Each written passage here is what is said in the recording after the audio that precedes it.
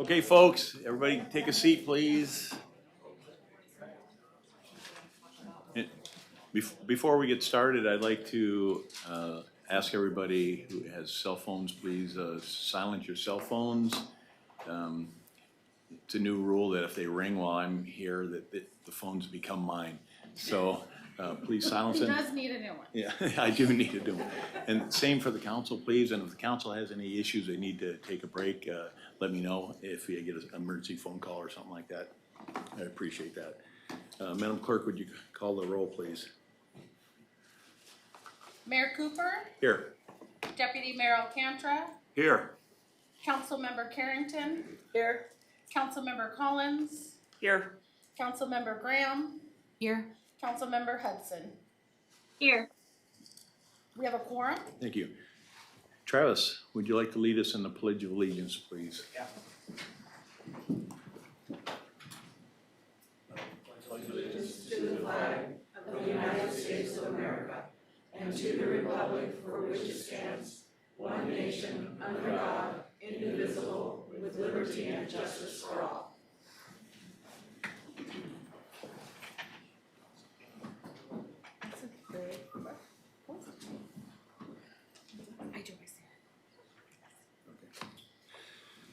Moving on to the item D, approval of the agenda. What's the consensus of the council, please? Move to approve. Second. Are there any objections to approving the agenda? Hearing none, thank you. Communications and appearance requests. I don't think we have any elected officials in the audience. Board commission members. Madam Combs is here from Planning and Zoning. I'm not sure if there's anybody else. What I would like to do before we move on is I actually would like to move item E4 in front of item E3, which is swearing in of the new council member in front of George's. If anybody had any objection to that.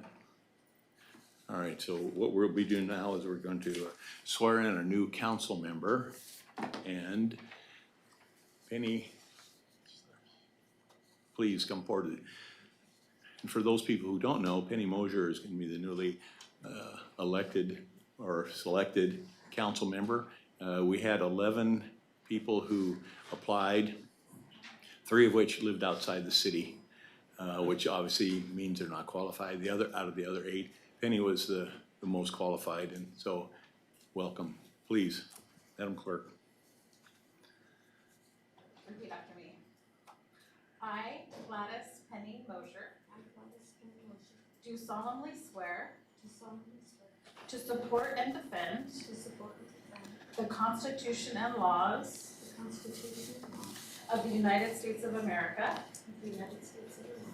the Constitution and laws of the state of Alaska, and the charter and ordinances of the city of Palmer.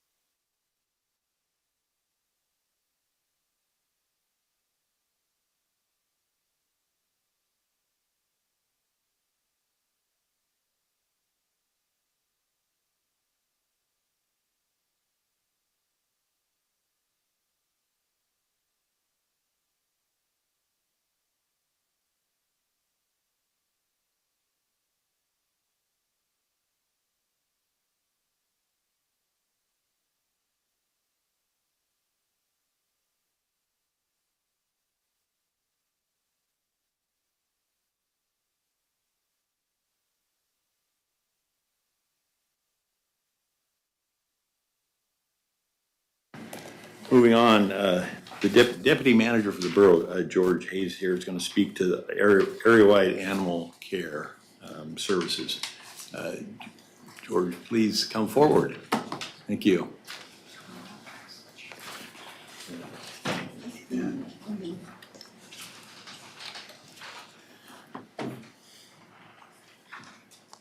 Turn anything on or? Yeah, I think you have to hold the bottom Hold the button on the bottom. on the very bottom of the microphone. the microphone. Hold it, yeah, hold it for about 3 seconds and you'll see a green light come on.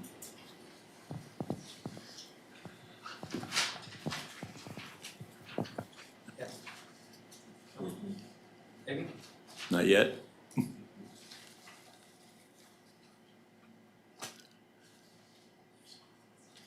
The screen should come on.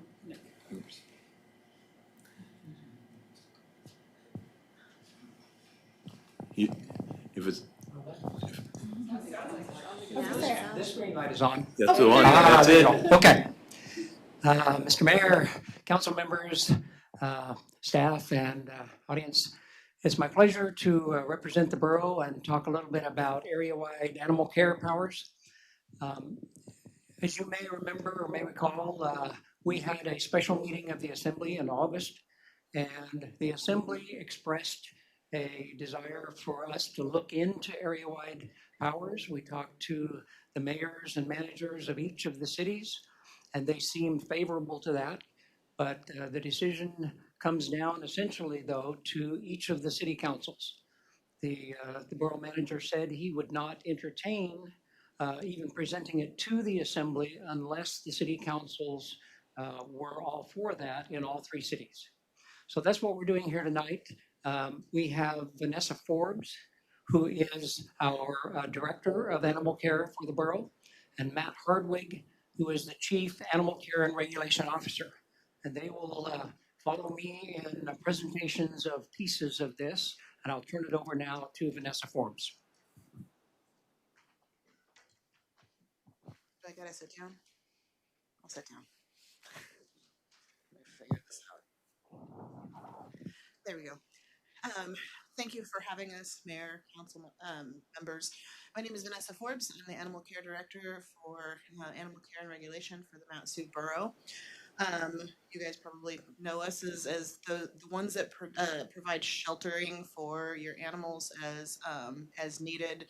Our officers also have provided counsel and assistance and support in that way as well. The one thing that we haven't provided is enforcement for animal care in the city of Palmer.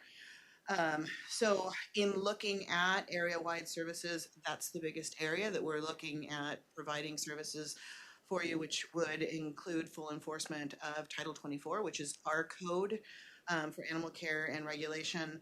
The things that we provide the borough are things like investigations, impoundments, citations, administrative orders, forfeitures, and then of course all of the hearings for appeals and classifications as well. You have in front of you a handout. So it kind of outlines the different services, what you're currently getting with the city contracts, as well as what that would look like if we went area-wide. You'll notice most of them are pretty similar to what we're doing now, with the exception of that full enforcement. I'm going to hand it over to Chief Hardwig so that he can kind of explain to you a little bit about what it's looked like historically and then what this could look like for his section moving forward.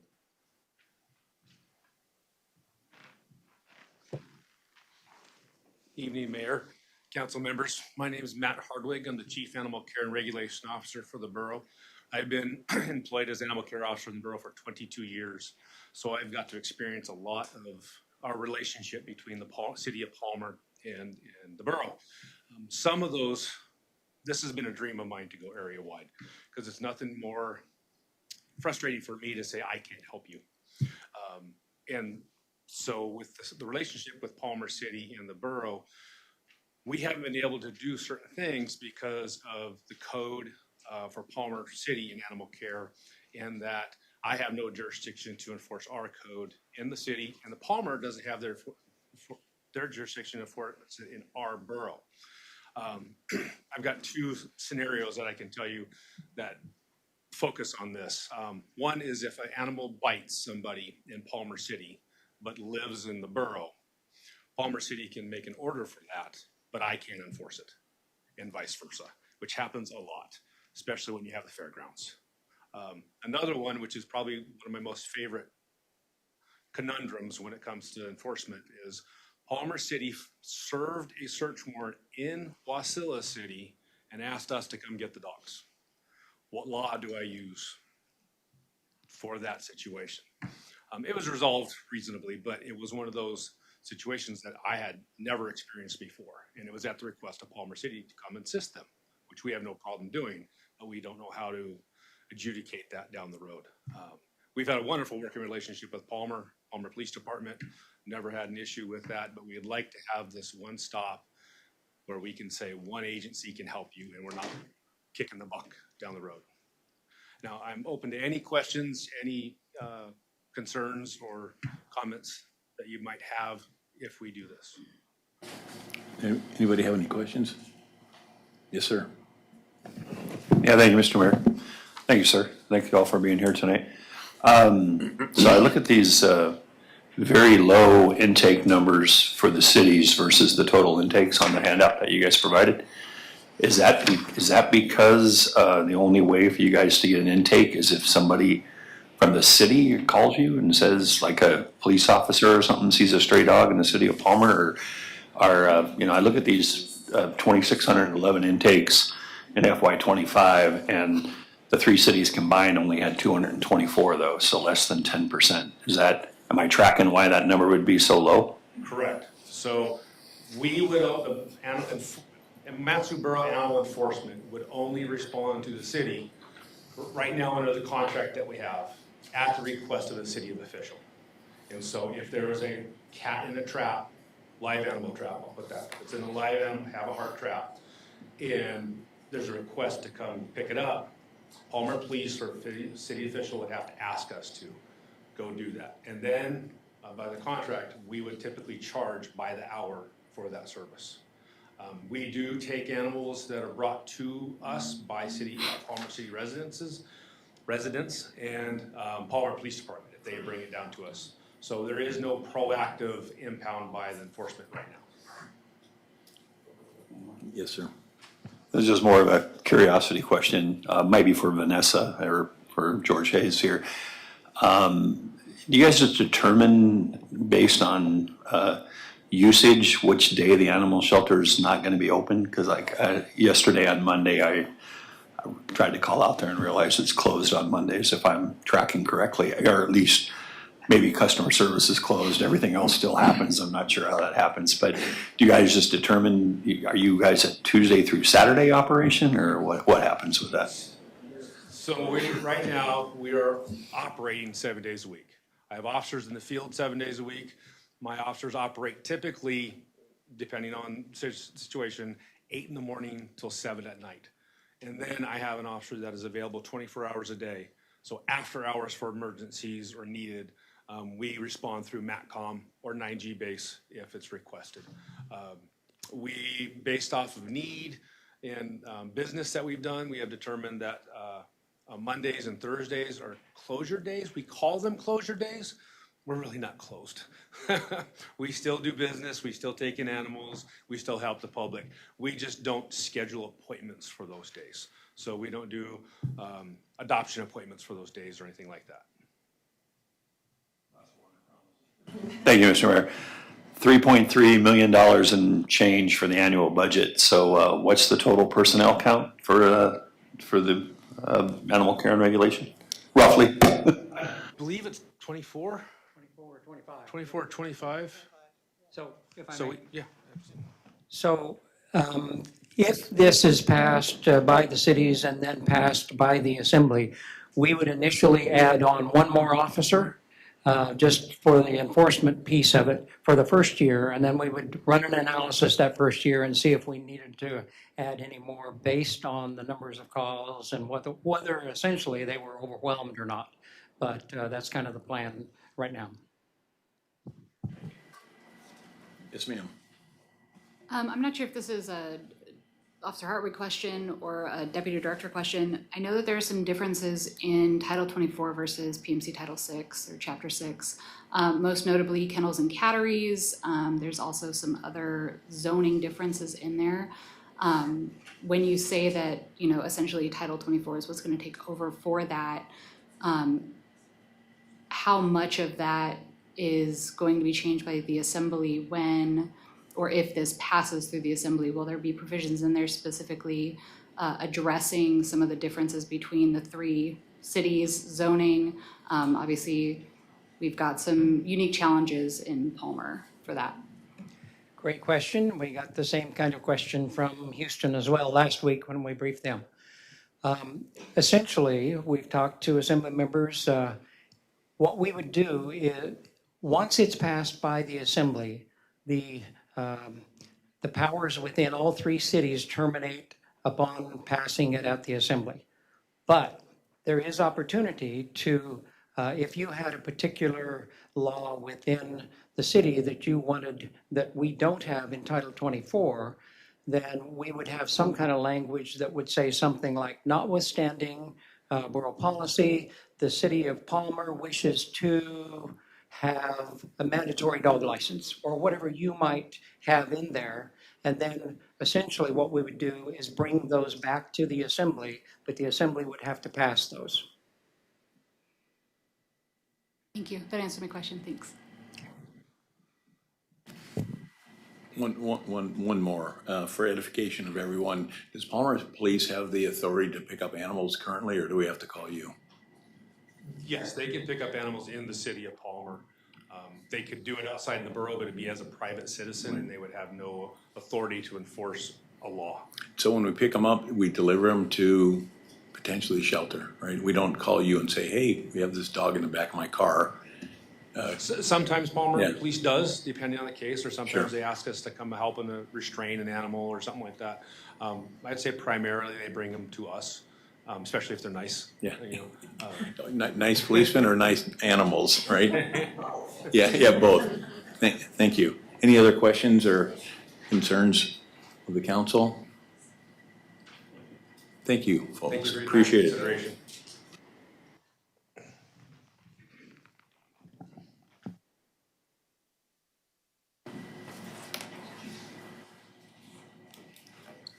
Now we're moving on to, I have a proclamation supporting local entrepreneurs and small business Saturday. Is there anybody in our audience that has a small business? If so, please raise your hand. And what I would like you to do is, if you, with the exception of Janet, everybody else, please come forward so I can read this proclamation. Yeah, absolutely. I want to make it work.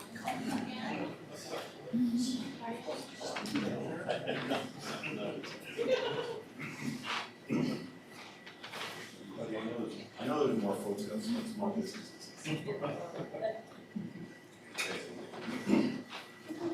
So this is a proclamation supporting local entrepreneurs and small business Saturday. Now granted, it's like November 29th, but we're not going to have a meeting until December. So the Governor of Palmer, Alaska celebrates our local small businesses and the contributions they make to our local economy and community. According to the United States Small Business Administration, there are 34.8 million small businesses in the United States. Small businesses represent 99.9% of firms with paid employees. And these small businesses employ approximately 46% of private sector employees. In the state of Alaska, there are approximately 71,781 small businesses which employ 52% of all employees in the state. The city of Palmer supports our local businesses that create jobs, boost our local economy, and preserve the character of our community. And as advocacy groups, as well as public and private organizations across the country have endorsed it, Saturday after Thanksgiving is Small Business Saturday. Therefore, it is proclaimed by the Mayor and City Council of the City of Palmer that we do hereby proclaim November 29th, 2025 to be Small Business Saturday, and urge the residents of our community and communities across the country to support small businesses and merchants on Small Business Saturday and throughout the year. Thank you, folks.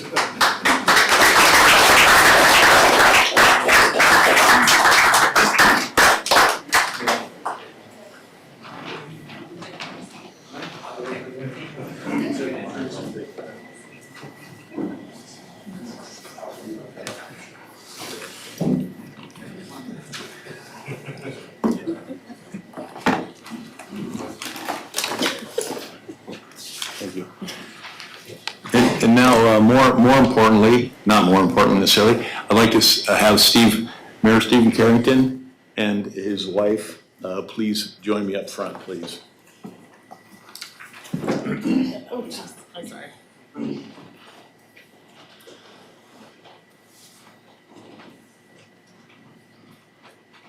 This is a proclamation recognizing Mayor Carrington.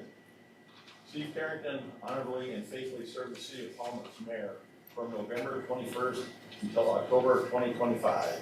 And Mayor Carrington showed real leadership in his role as mayor by guiding the city through a challenging and contentious time. And Sherry Carrington held the position of First Lady of Palmer during Mayor Carrington's tenure. And Mrs. Carrington fulfilled her role with dignity, elegance, and grace. The city of Palmer has been greatly and forever enhanced due to the involvement and contributions put forth by Steve and Sherry Carrington. Therefore, proclaimed by the mayor and the city council of the city of Palmer that November 18, 2025 is recognizing Steve Carrington. Signed the 4th day of November 2025. So a little bit of history. Steve and I served on the council. Could you use the microphone, please? Sure.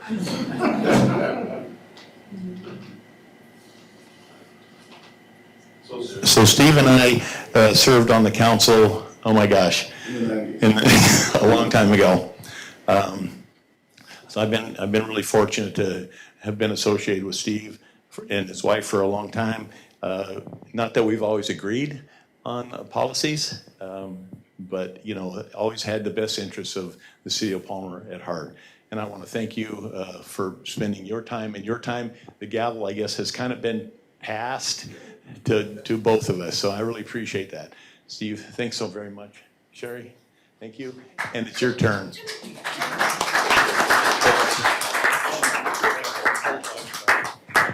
One more thing. It's not an edible. Yeah. Yeah.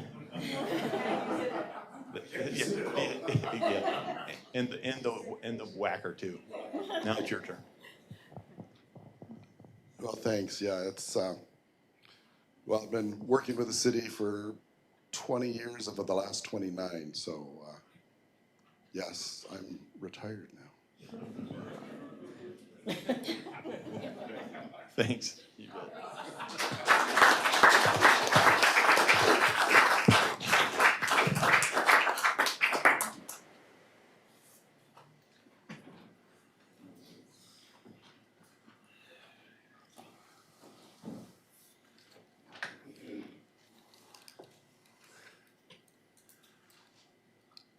Moving on, city manager's report, please.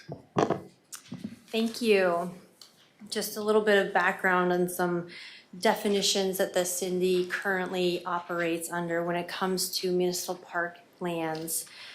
In order for our city park or municipal land to be considered a parkland, they must provide public access to everyone, which is freely accessible for recreation, walking, sports, picnicking, and other community uses.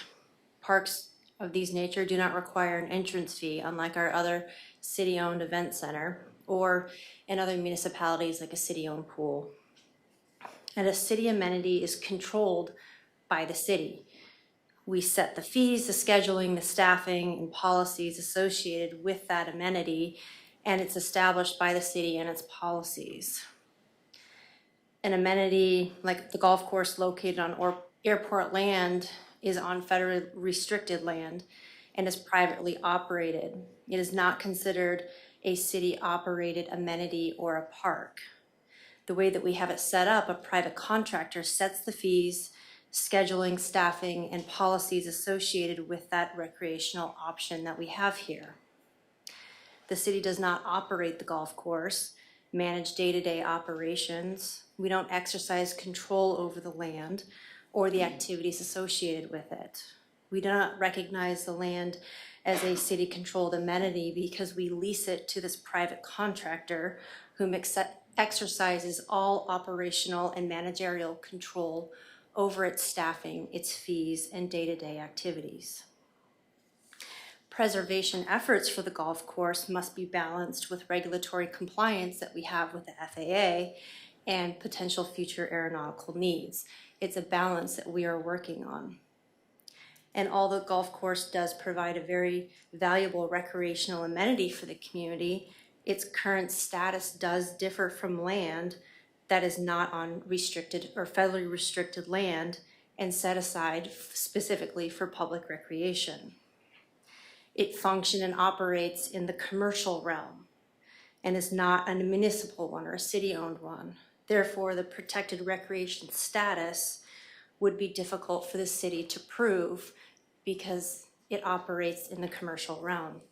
With that said, I am actively working to align the current operations and management agreement with this private contractor to reflect the structure of the other non-aeronautical leases at the airport that are federally compliant with FAA standards. The most straightforward near-term solution is to establish a lease rate which is as close to possible as fair market value with the current contractor, which would have an incremental lease rate increase over the next few years until it reaches fair market value. We would also eliminate some of the existing subsidies provided by the city, such as paying for all the utility costs and processing fees. This right sizes the lease agreement with the other existing non-aeronautical leases at the airport. We don't pay utilities for New Horizons. We don't pay the credit card fees for the Department of Forestry. And just a little bit of background, this isn't anything new. Since our 2008 whistleblower complaint, which was finalized in 2010-2011, the FAA, city, and the airport have for decades recognized that the golf course land is aeronautically designated. Following this whistleblower complaint, the city was found liable and out of compliance. As part of the settlement terms, specific metrics had to be met. We met most of those metrics, except for the airport-owned land in which the golf course currently resides, which is unfortunate. But we're working on remedying that. FAA acceptance of the compliance agreements from November 24, 2010 stated at the time, and I quote, "The FAA agrees at this time or in the near future, there will likely not be an aeronautical need for the land currently occupied by the Palmer Golf Course. Be advised that this use shall not interfere with safe and efficient operations and shall terminate as soon as the land is needed for aeronautical use. Accordingly, should there be a demand for an aviation use of the land, the formal lease agreement should be tailored to allow a reasonably prompt timeframe to return the property to an aviation use. This provision was accepted 15 years ago from the FAA. Currently, the city estimates, with current conditions, we are 3 to 5 years away from needing this land for aeronautical development. The city remains open to all options that prolong the golf course's operation while maintaining the safe and effective airport operations and regulatory compliance, which is why we are aligning their lease to reflect other non-aeronautical leases at the airport. Let's just hope the contractor accepts it. As part of these compliance steps that we were under the decree from 2010, a fair market value assessment of the airport lease rates was conducted July 2010 with a 10 to 15 year effective rate. Of course, that effective rate ended July of 2025, which prompted the airport to issue a fair market value RFP. That's currently being reevaluated and will be reposted next week because our first go around failed to have any responsive bidders. Any adjustments to the established fair market rate, which is 11 cents per square foot, will be discussed after this process in accordance with any established contract terms. And lastly, the city is now seeking legal services. We have posted the RFP for this with a closing date of November 28th. So all interested parties are encouraged to submit responses by the deadline, and we will review them in accordance with our city procurement policies, and we'll provide recommendations to the council, and the council will provide interviews for those people. And with that, happy Thanksgiving, everyone. Any questions? Yes, sir. Yeah, thank you, Mr. Mayor. Thank you, City Manager Zirkle. Couple things just off the top of my head and point out about Palmer Golf Course piece. I'm not sure, and I don't have the document in front of me, so I'm not sure it actually qualifies as a true lease under the terms of a lease. I know we have an agreement with Eagle Golf Course Management that does that for us. The reality is the city does retain the benefit, and the golf course has provided, especially this year, a pretty healthy financial benefit in the sense that we get the revenue from green fees, from cart fees, which are, you know, fairly lucrative, and we get that revenue, and so really that 143 plus acres is something that benefits us as a city financially. The only part that Eagle Golf Course Management really gets is the, one could say maybe the parking lot and the building itself where they sell golf clubs and, you know, clothing and other things like that. So I guess the question is, how do we get to the part where we pursue a release of obligation? I hear things talk about, it was 5 to 10 years, now I hear some things 3 to 5 years.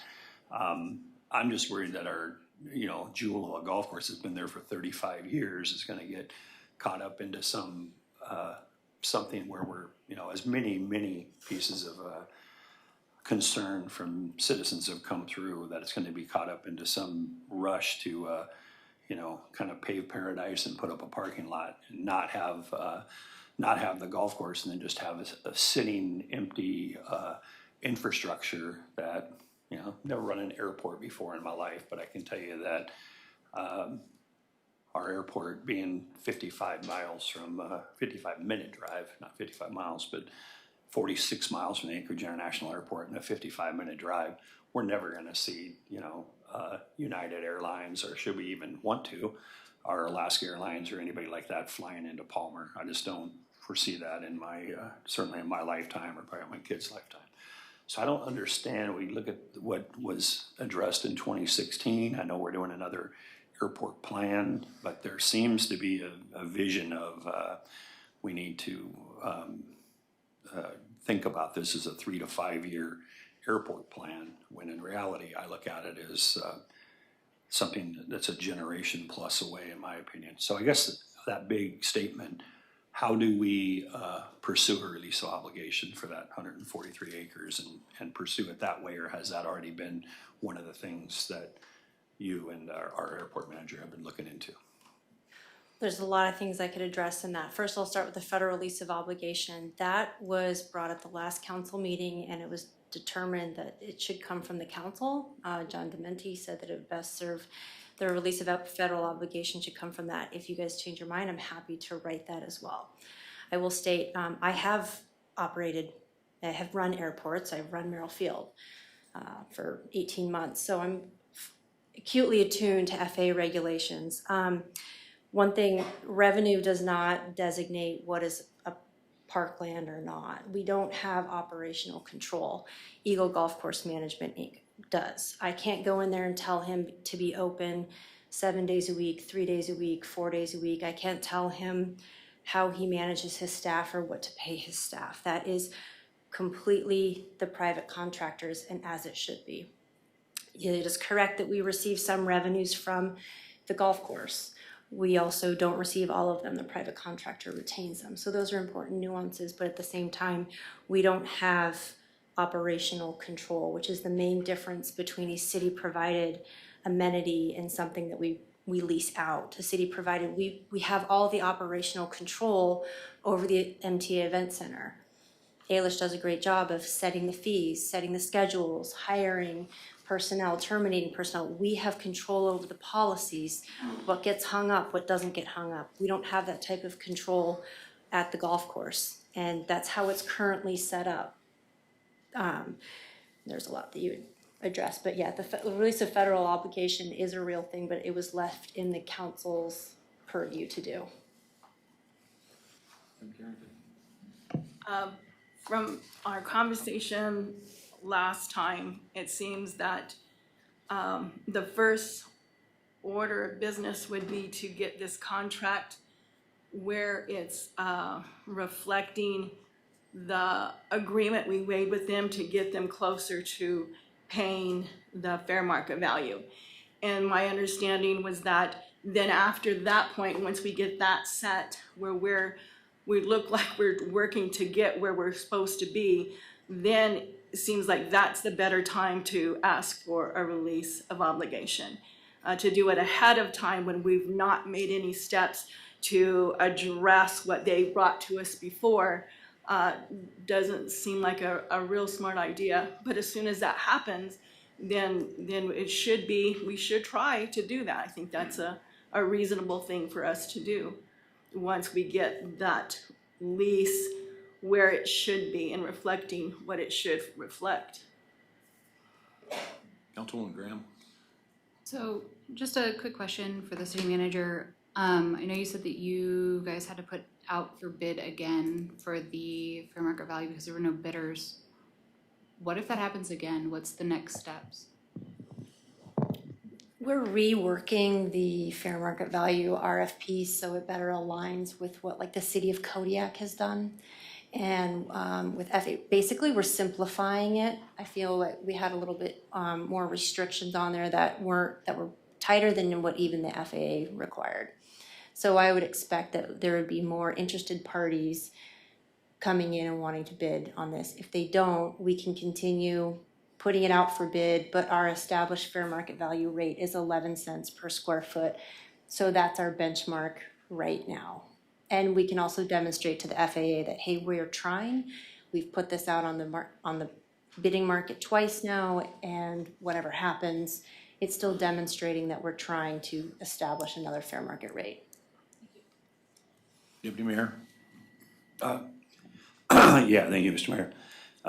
Thank you, City Manager Zirkle. You mentioned that, we don't have organizational control like we do at the MTA Event Center. And trust me, I would love to see more city employees in a city-run thing, but we've been there, done that 30 years ago, and it doesn't pencil out the same way. The information provided tonight shows that we've subsidized the event center to the tune of around 1.2 million over the last 6 years. Unfortunately, they tried to do the city run way at the beginning of the golf course, and it was hemorrhaging money, very similar to the way the event center is. So I think we've been fortunate that we've run it the way we have over the last 2 decades, and yeah, we've had a banner year for sure this year. So you can't just look at 1 year. You got to look at multiple years. But I think I appreciate the fact that I think you're addressing all avenues and that you have experience running an airport. But Merrill Field is one of the, as you know, one of the busiest airports in the United States of America versus what we have going on in Palmer. And I think we've addressed here numerous times that. And I don't see John, but maybe he's there. Hey, John. We have acreage at the Palmer Airport now. And like you've said tonight, and I've heard in the past, this is a 3 to 5 to 10 year kind of plan where we get this airport master plan done and look at addressing, potential to save our golf course and at the same time, if there's the possibility to expand our airport. Thanks. Councilwoman Carrington? This might not be a story anybody wants to hear. We're not like Merrill Field, but we are a lot like Wasilla.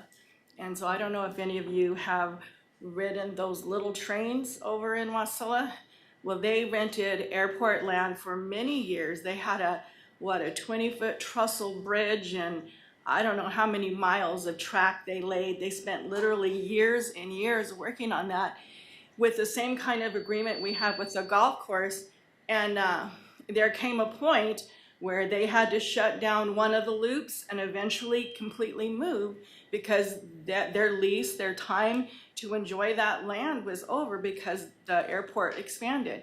And I mean, that's kind of where we're at. It's the same size. They didn't make a big jumbo jet landing field, but they did need the land.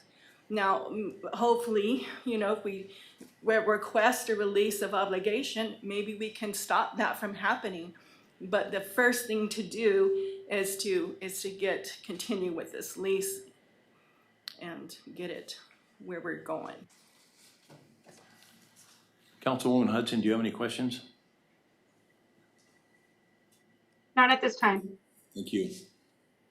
Any other questions of the manager? All right. Moving on, my report. So this morning, I was at a ribbon cutting ceremony for Dead Horse Donuts, which was nice. I kind of expect to get a couple of donuts, but you know, they ran out. So anyway, that was good, and it was good to get them back into business. And it was good the chamber was there, and the chamber had a number of their folks there. The president was there, and other folks as well. November 11th, I was at the Wasilla Wall of Honor and presented Palmer's Veterans Day proclamation. I think that went real well. It was colder than cold over there, but there were a lot of folks that showed up, and that was you know, really kind of an honor. It was put on pretty much by the motorcycle group, which was great. In the future, tomorrow, I have I'm chairing the MPO meeting.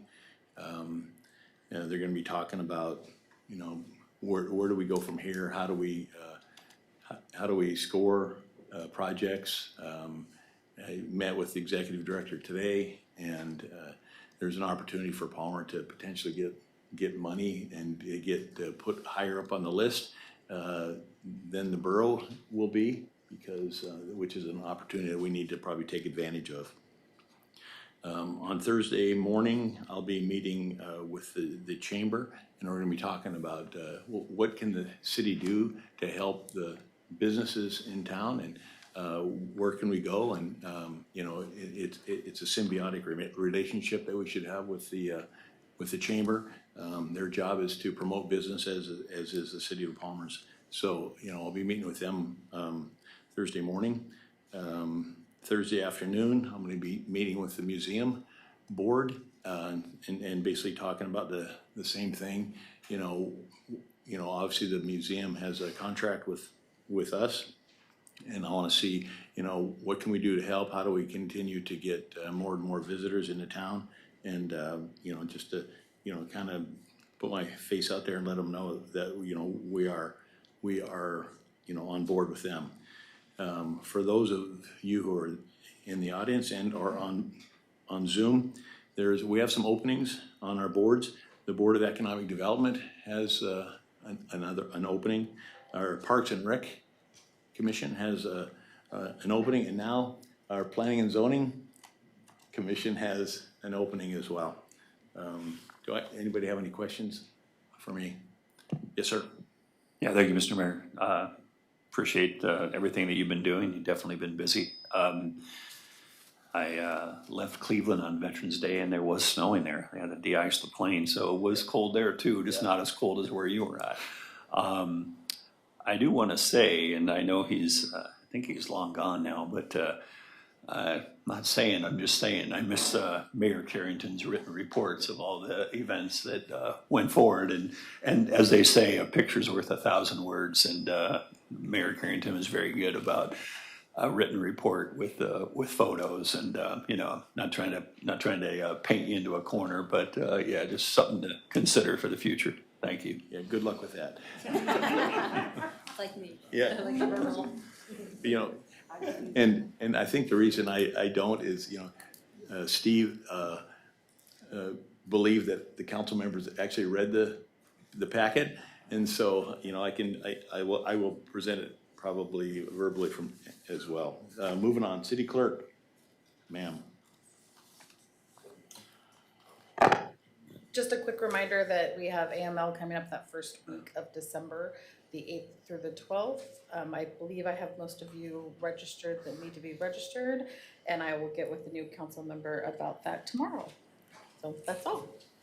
Any questions of the clerk?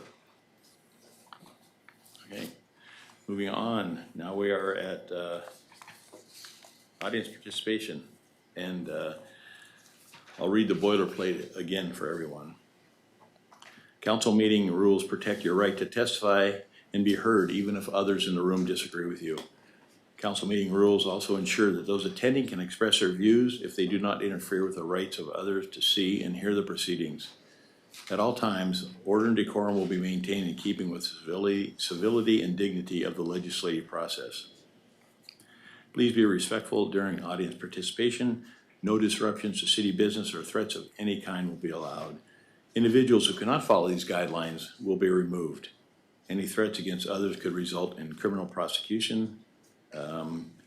Please, no applause during the testimonies, and please sign in, state your name, and everyone has 3 minutes, and there'll be a limit of, depending on how many people, 30 minutes for each audience participation, so. Whoever's first, come on up. Thank you, Councilmember Graham. Thank you, ma'am. Michelle Grimes.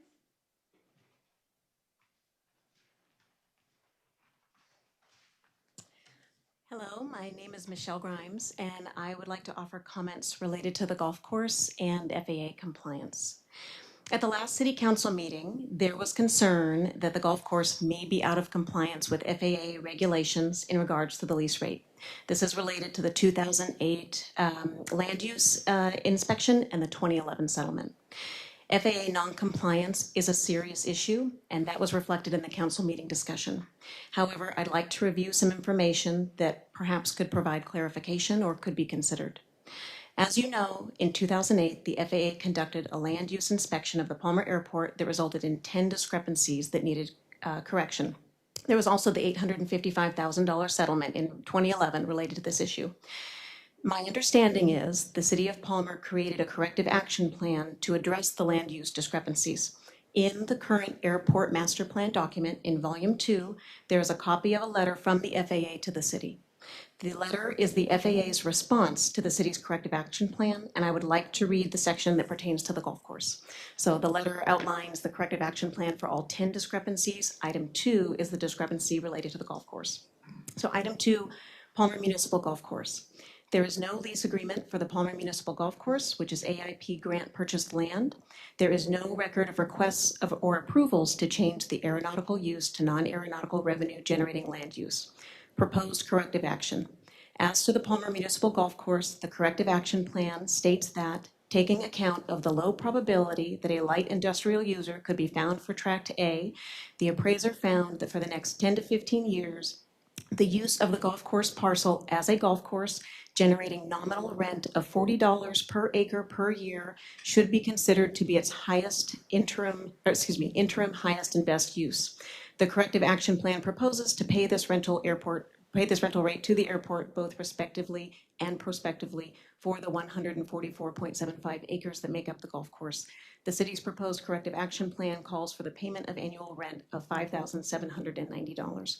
I'd like to read the next section, which is the FAA's response. The FAA agrees that at this time or in the near future, there will likely not be an aeronautical need for the land currently occupied by the Palmer Golf Course. The proposed payment of $5,790 via a formal lease agreement is an acceptable payment retrospectively and prospectively. There's a copy of this letter available. It's also on the City of Palmer's website at the Master Plan Document, Volume 2, page 377. I am not an attorney or an FAA expert on regulations, but I do appreciate the council's thoughtful and accurate appraisal of the information that is available. Thank you for your consideration.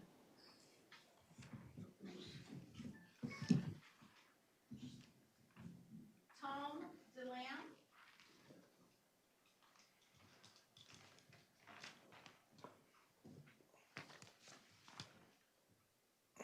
Good evening, everybody. Thanks for coming out.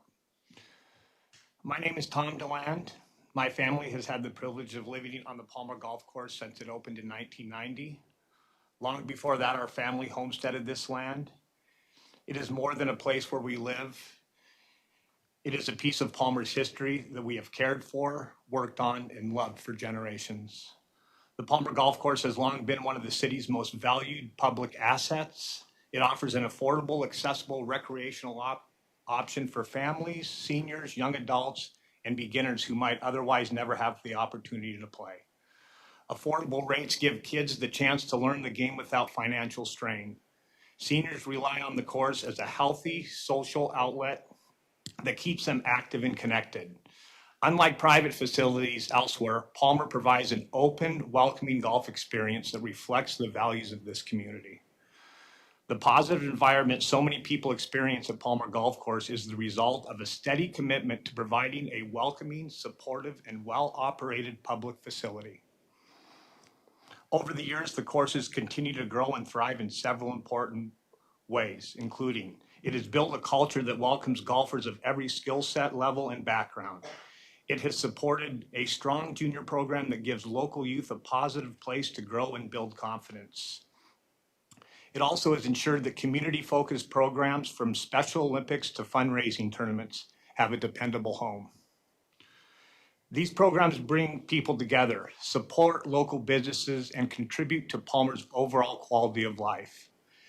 They are programs that strengthen a city, not just entertain it. A decision about land use is never just about land. Once a public recreational space is lost, it is almost never replaced. Including airport expansion on the upcoming master plan creates unnecessary uncertainty for the community and for everyone who relies on the Palmer Golf Course. Once an idea appears in a master plan, even as a long-term possibility, it gains momentum of its own. For that reason, I respectfully ask that airport expansion onto Palmer Course land not be included. Keeping it off the plan protects an asset that has been successful, well-loved, and essential to Palmer's identity for decades. I want to make very clear that I am not here to speak negatively about the Palmer Airport. It is an important part of our infrastructure, and nothing I say is meant to diminish its value or the people who rely on it. However, expanding the airport without clear need could create facilities that aren't fully used and take up land that the community depends on. Protecting the Palmer Golf Course is not simply about preserving a recreational space. It is about thoughtful, responsible city planning. Not all growth is good growth. One more. My hope is that the council chooses a path that reflects Palmer's values, community, recreation, responsible stewardship, and respect for the history of this land. Thank you.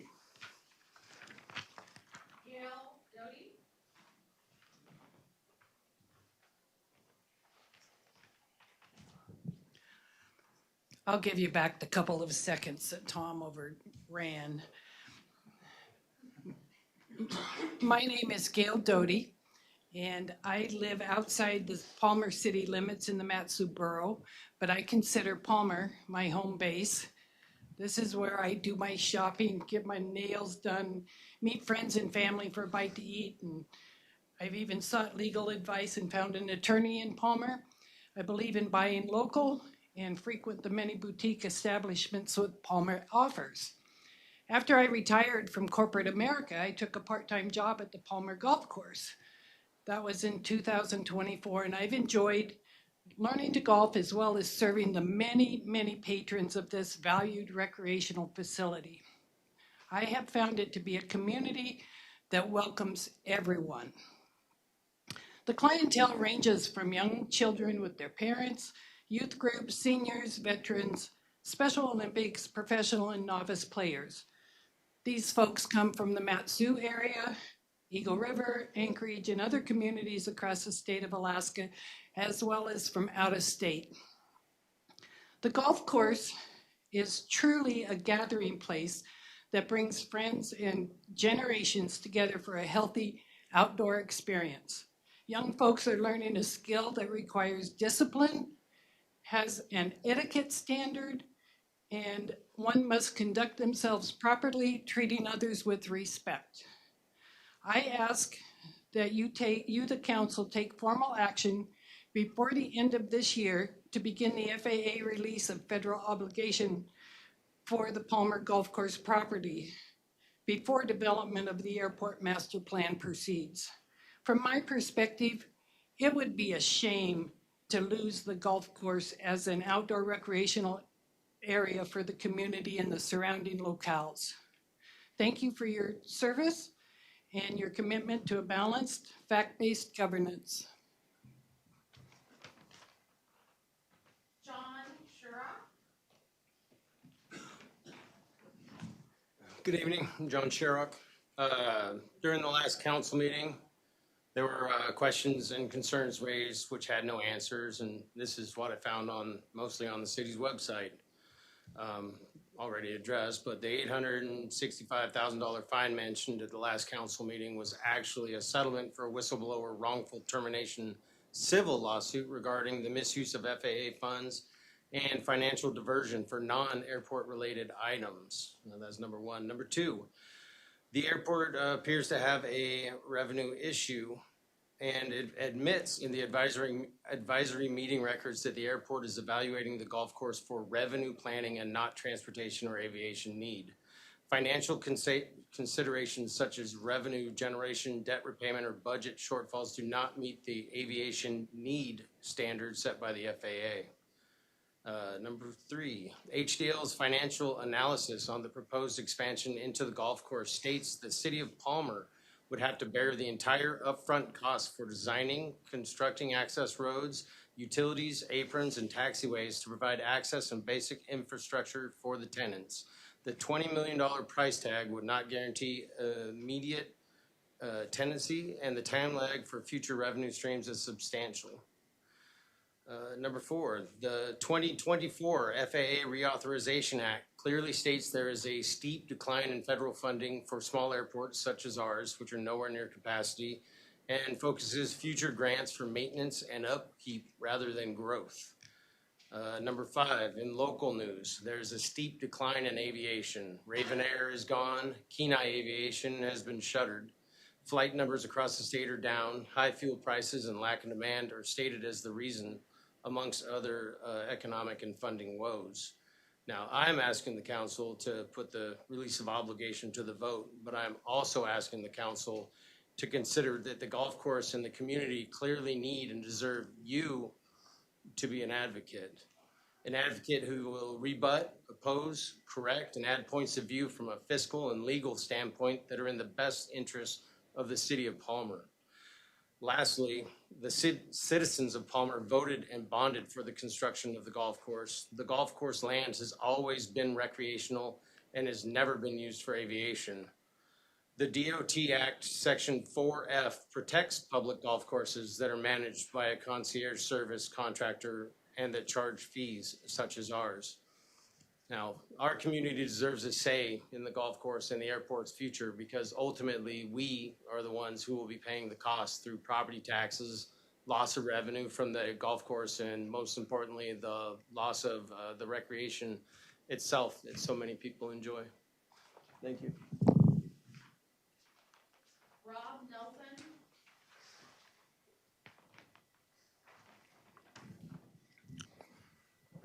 Mayor Cooper, council members, thank you for having me tonight. Everything in my life comes from the game of golf. I played it since I was 4 years old. I worked every job in the business from picking range balls to playing professionally for 15 years. Golf teaches integrity, patience, resilience, responsibility, and it has shaped who I am. Tonight, I want to speak to why the Palmer Golf Course is not only a beloved recreational asset, but also the safest and most compatible land use next to the Palmer Municipal Airport, and why protecting it matters for Palmer's long-term success. First, the golf course is the ideal neighbor for an airport. Airports depend on surrounding land uses that are open, low density, predictable, and safe. The golf course provides exactly that. No tall buildings, no residential encroachment, no traffic congestion, and no incompatible development. There are no noise complaints, and the open turf areas help reduce winds and turbulence. Wildlife attractants are actively managed, and the course creates a natural safety buffer between the runway, neighborhoods, and the Matanuska River. If this land were used for anything else, Palmer would face exactly the same problems that many other airport communities struggle with. Noise conflicts, safety concerns, and development pressure that ultimately limits aviation operations. Secondly, the Palmer Golf Course is a major contributor to our local identity and our economy. People travel from across Alaska to play here. Many fly in, dine locally, and spend money in town. The course supports jobs, youth programs, senior groups, military groups, Special Olympics, It hosts charity tournaments that raise thousands of dollars for our community. Very few recreational assets serve every age group and bring this level of positive attention to Palmer. Third, the golf course provides an environmental and infrastructure that benefits are really expensive to replace. It absorbs stormwater, protects wetlands, supports wildlife habitat, and maintains a wide green buffer between the airport and neighborhoods. If this land were developed, the city would face far greater costs for drainage, noise mitigation, and long-term land use management. The golf course remains one of the least expensive outdoor recreation options our city can offer. I personally lived through the closure of a major golf course. When Eagle Glen and Anchorage closed in 2014, I was part of the management team there. After that, golf was hard. We lost tee times across the city. Many of them came out here, many of them quit. Participation dropped, fundraising events disappeared, youth and military access all suffered. I was part of the management team, like I said, and I watched the ripple effects in real time. The same would happen here, and it would affect the entire region. Finally, once open space is gone, it's gone forever. The Palmer Golf Course is a result of thoughtful land stewardship. For more than 30 years, it's protected the airport, the river, and the character of this community. Preserving it protects aviation safety, recreation, tourism, and the economic stability of Palmer while avoiding the costly conflicts that come with when open space is lost. Thank you. Joel Stefanski.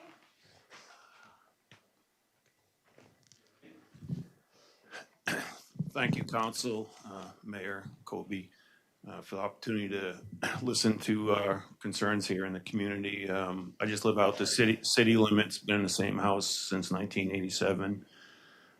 Been involved with the golf course since the beginning with Mark DeLacy, who was a city employee at that time. Would you please state your name for the record? Joel Stefanski. Thank you. Yeah. As of right now, there's about approximately 12 golf courses in the state of Alaska. There's over 700 airfields. And so you can see the discrepancy on the difference. To the master plan, I'd like to see the council involved with the master plan, the airport plan, get more involved in that, look through the documentation, and because that's coming up the next few years. I would like to have the release of obligation too. Seems to be one of the points is fair market value, 11 cents. Remember, the 11 cents that you're charging is infrastructure related facilities. We got grass and sand, okay? I want you to compare the two. And when you negotiate with Eagle Glen Course Management, who have been a tremendous steward for that land and have really taken good care of that facility in the last over 2 decades. The last council meeting, my wife, my whole family's been involved with golf since I was 6 years old. My parents played, my brothers and sisters played, my wife was 4-time state champ here. She sent you a letter last time, what it meant to her and my son. Here's a letter from my son, who's 34 now, who's moved out of state because the opportunity's not here for young people. There's a letter, April 27th, 2010, Rose Stefanski. Advantages of Golf is the title. Golf is a great sport. It has been around for hundreds of years and continues to grow more and more popular. Golf also has many lessons that it can teach us. It is a sport that teaches a young person how to be good, honest person. I played golf nearly my whole life, and I love it. Every time I step on the course, it is truly one of the best sports a young person can play. There is a couple of key morals that golf teaches a young person. For one, it teaches the person to make decisions for itself and able to take care of themselves. Golf is a team sport. It is not an individual sport where it can make, if you make a mistake, you have no one to blame except yourself. That's why golf teaches you to also take responsibility, because every mistake is your fault, not anyone else's. Another thing golf teaches you is honesty. This is probably the most important thing golf teaches. Because we live in such a corrupt and dishonest world, Golf also has very strict rules about penalties, and if you obey them, you could get disqualified for a tournament. While there is nothing bad that can happen to you if you're playing for fun, you could still lose respect from the people that you're playing with and have it weigh on your conscience. If you play by the rules and honest, when you need to take a draw, you'll have fun and be honest at the same time. Golf is one of the nicest, most honest sports. There's no cheap shots, few displays of bad sportsmanship. This sport teaches young people some of the most important values a person can have. If a young person becomes involved in golf, he can channel the lessons he's learned and help him to make the world a better place. This is from a teenager, and it applies to all of us today, and especially today. So that's what golf has done for my family. And I like to keep this part of the community. And I'm counting on you council folks to make the right decision. Sorry about my emotions, but it is an emotional thing because I see what this course has done to this community. It's like cutting off your arm, your leg. You get rid of this to put up steel and asphalt. Thank you very much for your time.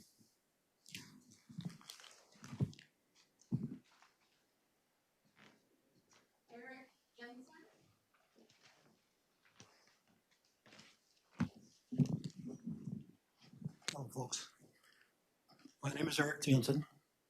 I came to Alaska in the mid-70s. Before I came up, my brother said to me, two of them, they'd been up here from times past, you need to go take a look at Palmer.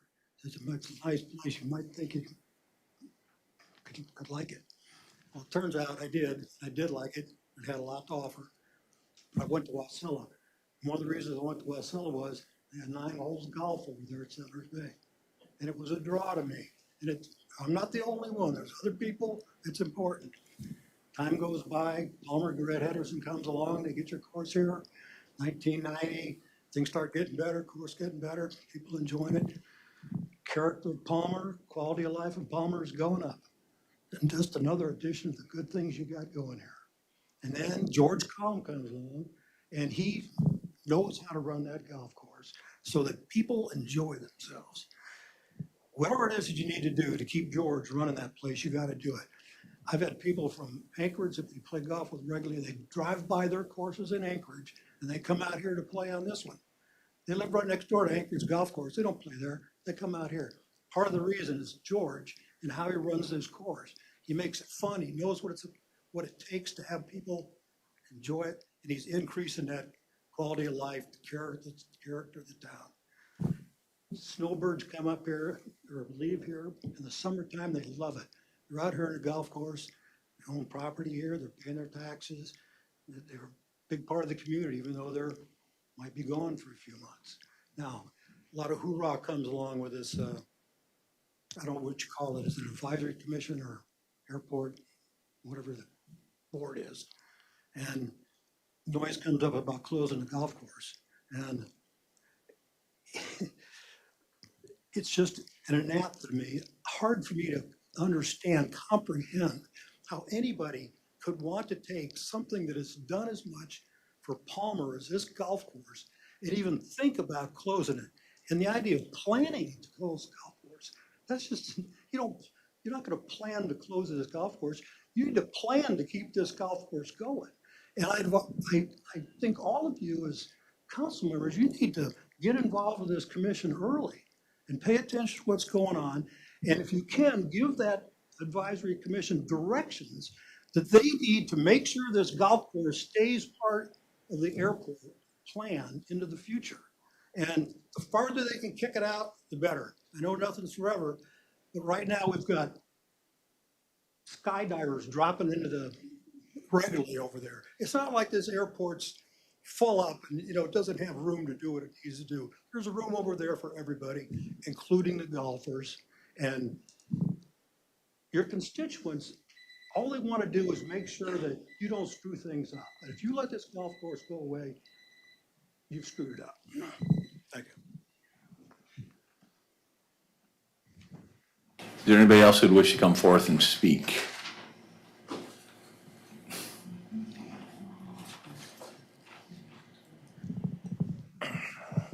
Wesley Arts, Palmer Bar. I have a lot of questions, and I have a few statements. One of them is from the city manager. I haven't heard what we have to do as a city to save the golf course. How to separate it from the airport. If it comes down, put this to a vote to the public. I mean, both have to be able to coexist, but if it's a one or the other, I have a feeling a lot of the people in the community are going to vote golf course. I've never heard anyone get up here and complain about the golf course being too loud. But in the last year, I've heard quite a few people complain about the planes and talk about the touch and goes. But they need to be able to coexist. We need an airport. If the golf course grows too big, we lose the skydivers. We lose the Forest Service. So we need to coexist with this. The golf course is a very important part of the community. People do not want to see the airport get any bigger. Because we've heard the complaints in here about the plane traffic. Anyone that's paid attention in this last year, even before the golf course was even brought up, they were complaining about the traffic. And so please pay attention to that. We do not want the airport to get any bigger. We got to make it where the golf course can stay there. We also need to look at how are we going to separate the two. The golf course needs its own thing. How are leases done with the municipality of Anchorage golf course? Okay, how is it with I believe the Kenai is a public owned course also. Double check that, compare it to other municipal courses and see the same lease rates. Try to separate the two. We need to have it as a standalone. It's the perfect airport neighbor anyway, because you don't have the noise complaints. But how are we going to separate the two? If it needs to go to a vote and the city has to buy that land out from the FAA, then it has to be done. Take it to a vote. I have a scary feeling that more people are going to say golf course over airport in the community. Look at how much shows up. Also, we're in this room again, not enough seating. We got to look out for the community. I feel like sometimes having the city council meetings in this room is keeping people from showing up. So we need to look at having a big area. Train depot seems to be perfect. And when we least expect it is when we have the big meetings. So something to think about. Thank you.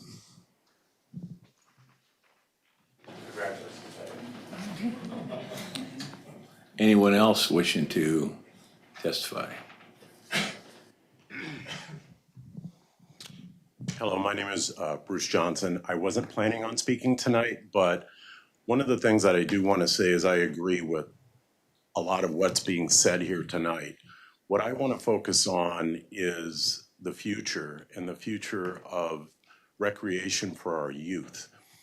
Many, many years ago, my kids were in a snowboard group that was run through the high schools, the Mat-Su School District. Lots of problems happened. We ended up having to cancel. They were going to cancel that program, and I had to start a nonprofit to keep this program going. It's still running today. It's the Mat-Su Ski and Snowboard Club. It's been running since I started it back in 2009, I believe it was. What I like about the golf course is they do a lot of work for Special Olympics. They have fundraisers for the local high schools that raise money for the hockey teams, where government is cutting all the funding for extracurricular activity, from hockey to baseball to track to swimming. They're getting rid of funding that type of recreation, and we have to do other things to keep that going. With the ski club, I was able to keep it running. With the golf course, I just can't produce another golf course somewhere to take its place. And so I have 4 grandkids that I'm hoping will be able to play at the Palmer Golf Course. I have 3 that have already started. And so I hope that you consider doing the release of obligation, and that we keep Palmer Golf Course in Palmer. And I'll just quote Spock, because I'm a huge Star Trek friend, the needs of the many definitely outweigh the few here. Thank you. Live long and prosper. Anybody else?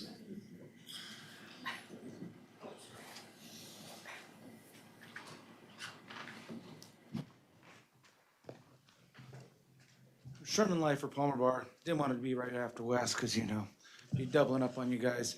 The Palmer Bar, the Palmer Golf Course has been amazing. My mother-in-law has worked there for 20 years or so. It's something that my kids go to.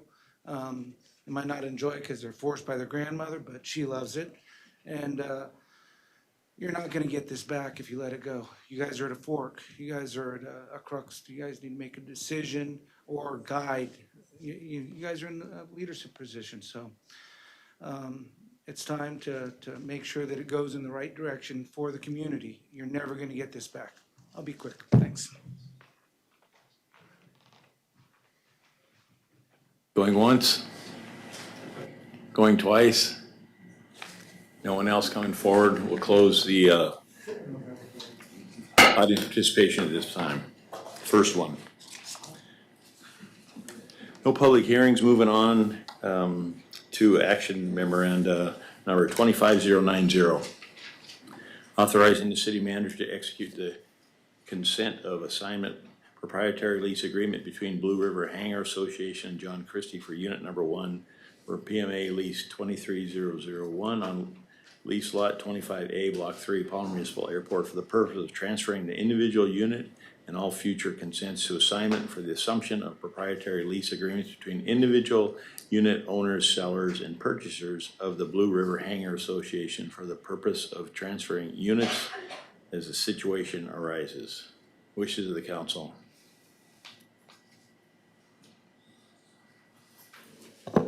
Move to approve. Second.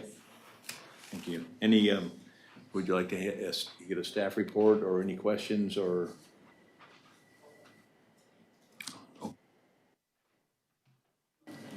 Okay, please call the roll. Deputy Mayor Alcantara, Yes. Councilmember Hudson, Yes. Mayor Cooper, Yes. Councilmember Collins, Yes.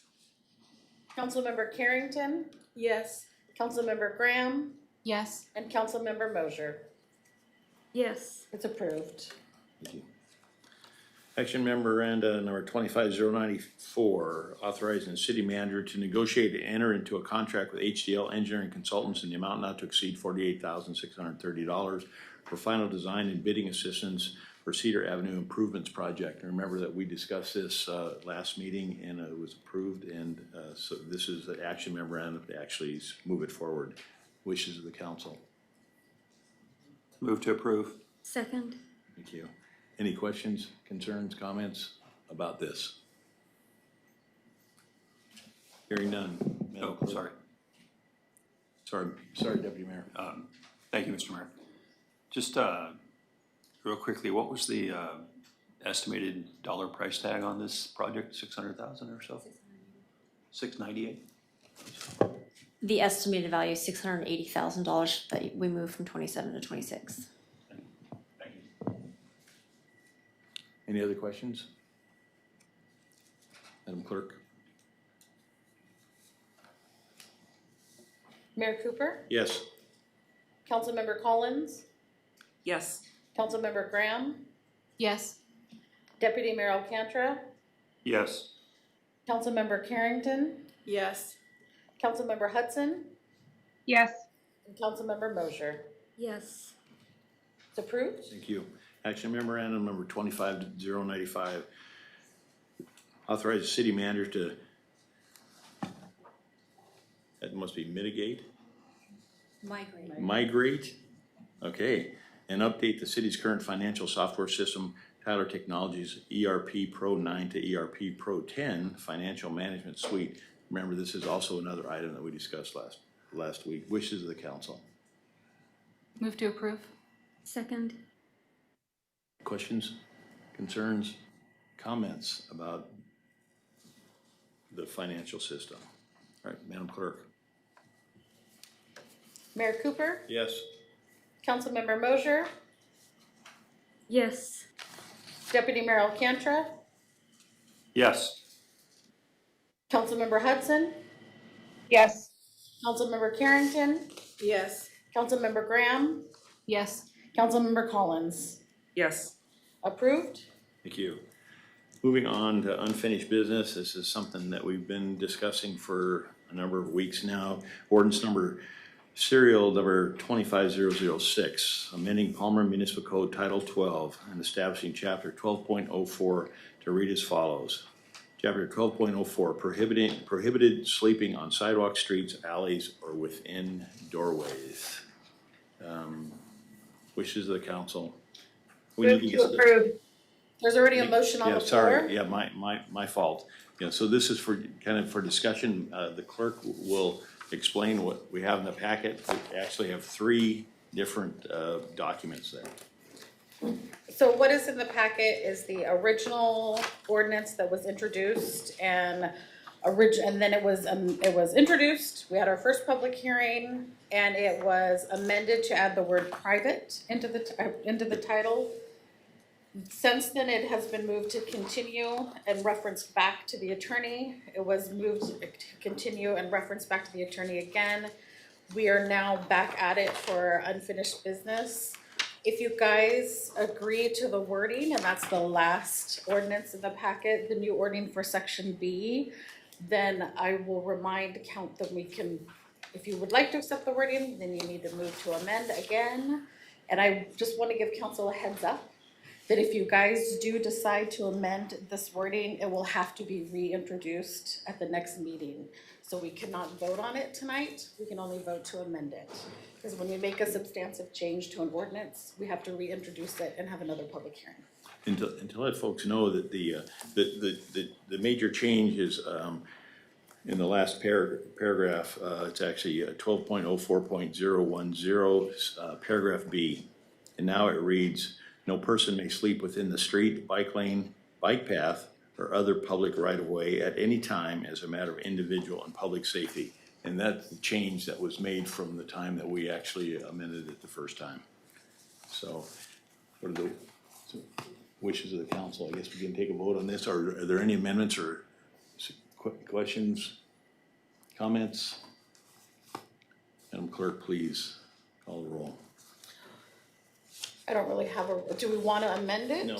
We want to vote on this as it is presented in the latest. So we want to vote on the motion as amended, the First Amendment. Yeah. Adding the word private. New with changes from the last meeting. So this last document that we have is what we're going to vote on. Okay, so you want to move to amend to accept the new section B? We will, yes. Okay, so I need somebody to make that motion. I make a motion that we accept the amendment. Okay. I second that. Ooh, let me get to my paper. So we are amending it to accept the new verbiage provided by the city attorney. Yes. Okay, I just wanted to make sure everybody was clear. Mayor Cooper, Yes. Deputy Mayor Alcantra, No. Councilmember Mosher, Yes. Councilmember Hudson, No. Councilmember Graham, Yes. Councilmember Collins, Yes. and Councilmember Carrington. Yes. We have 4, so that is 5-2. approved. I know we have 5, but we have at least 4. Right. So now what'll happen is I will put it back on for introduction at the next meeting. The motion will stay on the table. It's kind of weird. And then we'll go from there. Thank you. Moving on to resolution number 26-002, adopting the 2026 fee schedule for the city of Palmer for the fiscal year beginning January 2026 and ending December 31st, 2026. This is also an item that was continued from November 4th. Wishes of the council, please.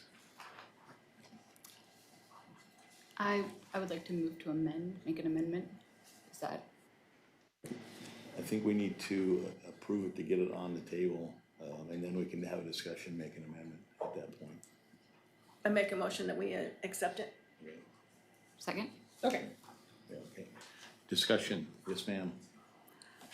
I would like to make an amendment to the service fees for utilities outside city limits, changing it from 3% Do you to. have a page, I'm sorry. Oh, I'm sorry, yes, page 109 of the whole thing, page 12 of the actual fee schedule. And I'm sorry, and so where are you? Very bottom of the page, for the service fees for utilities outside city limits. It's currently at 3%, and I would like to see that raised to 5%. I second that. Any questions, more discussion? Would you like to have anybody talk about that? That was a question that I had as well. So, any other discussion? So what we have now is an amendment on the table to change service fees for utilities outside city limits from monthly service fee for outside city limits from 3% to 5%. Is there a second on that? Hudson second. Oh, I'm sorry, thank you. Any other discussion on that? Let's vote on the amendment, please.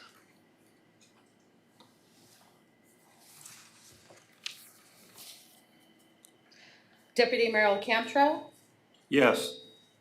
Mayor, or not Mayor, Councilmember Carrington. You could have changed, you could have switched that. I could have, Yeah. yes. Mayor Cooper? Yes. Councilmember Collins? Yes. Councilmember Hudson? Yes. Councilmember Mosier? Yes. And Councilmember Graham? Yes. The amendment is approved. Okay. Now, back to the main motion as amended. Is there any other questions, comments? Yes, sir, Deputy Mayor. Yeah, thank you, Mr. Mayor. Just commenting on the information provided for the MTA Event Center.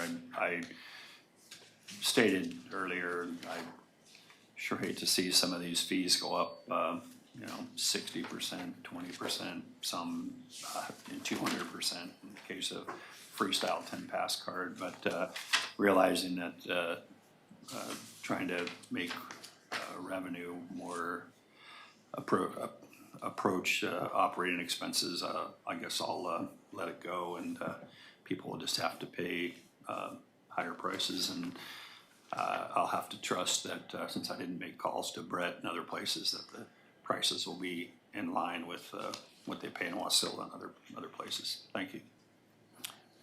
Thank you. I know that there are some items that need to be purchased. We need new skates, and we need some other equipment that we need there. So that is also another reason, so that we can actually have funds that we can actually pay for that. Yes, ma'am.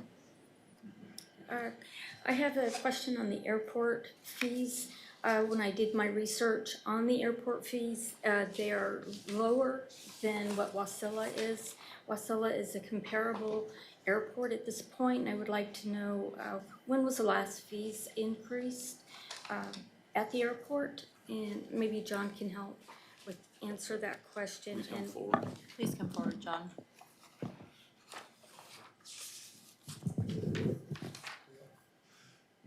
Good evening, Mr. Mayor, members of council. Last year, we raised the lease fees along with the lease rate at the airport. I have not yet proposed a lease rate increase or a parking fee increase so as to be in line with a potential lease rate increase. Try to keep them together so that the users of the airport are going up consistently. That's been my approach. Okay, thank you. Yes, ma'am. Yep. Ma'am, do you have a follow-up or no? No, I don't. Yes, ma'am. I just have a quick question. On the MTA Event Center on page 106 of the whole packet, page 9 of the fee schedule, I just noticed, I just want to make sure that it's not an error or that it is. On the line for public skate senior, 10 passes, good for 1 year for ages 60 plus, it says 35, but also 35 is crossed out. Was that just like a clerical thing, or is that actually supposed to have also risen? You raise it from 35 to 35. Yeah. I know that sometimes with track changes, it can get weird, so. Thank you. Mr. Mayor, Yes, ma'am, please. if an amendment was made to the lease rates for the Palmer Airport, would the council be able to start it where the contract renewals would then have the new rate going forward after this year?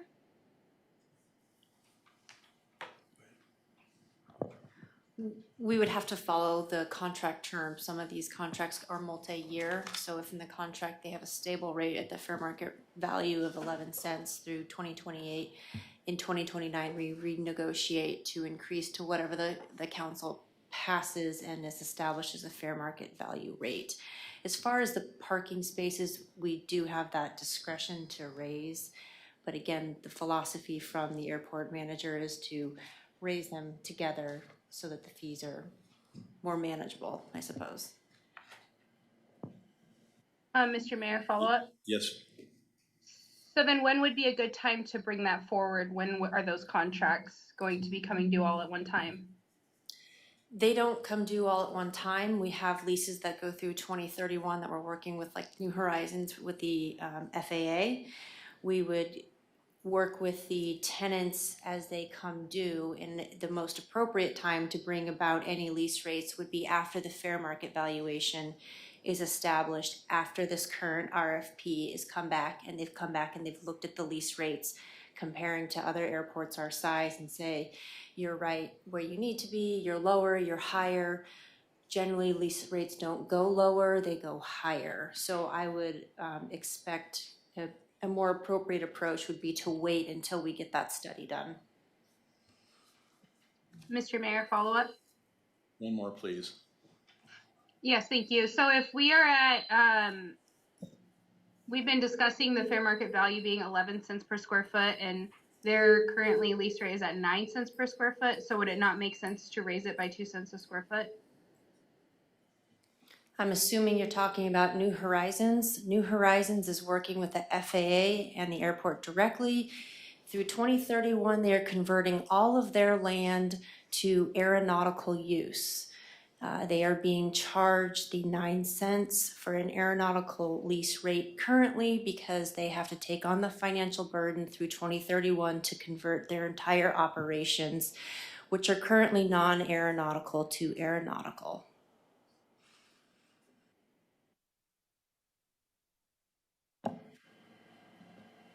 Madam Hudson, is that okay?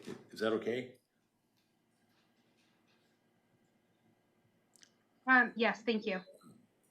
Yes, ma'am. Sorry, quick question, just to clarify, because I feel like something might have gotten crossed there. So the airport fees for the tie downs, those costs are based on the fair market value rate, yes? That's incorrect. Our Okay. lease rates, and our lease rates are based on land only. We don't lease on infrastructure. It's for the entire airport land. It is all just land, zero infrastructure. It is the entities leasing the land that is responsible for the infrastructure. Gotcha, so I guess maybe to tie into your question, the airport fees for tie downs have not been raised, like you said, in a while, and I just want to make sure that the question that was asked regarding the airport fees was, like, if we wanted to raise the airport fees, now would be the time to do it. Not talking lease fees, talking tie down space if we would do it, or is there another plan in place for raising those like every 3 years or so to kind of keep up?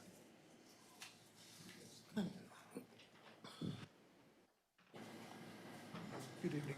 Once again, we did raise the parking fees last year, and they were raised to be in line with Wasella's, just to kind of keep it even across the board. And if they've raised theirs in the meantime, I probably haven't checked. It's been just the way that I've done it has been to keep in line with other neighboring airports, so we're not overpricing or underpricing the airport. Any other questions? Madam Clerk, I guess we want to vote on the resolution 26002 as amended. So is that where we're at? I have RS 26-005. Oh, sorry, as amended. Okay. 005, yeah, sorry. Right. Just checking. Let me grab mine. Okay. Mayor Cooper. Yes. Deputy Mayor Alcantra. Yes. Councilmember Carrington. Yes. Councilmember Collins. Yes. Councilmember Graham. Yes. Councilmember Hudson. Yes. And Councilmember Mosher. Yes. It's unanimous and approved. Thank you. And I'd like to take like a 5 or so minute break for everybody to do what they need to do.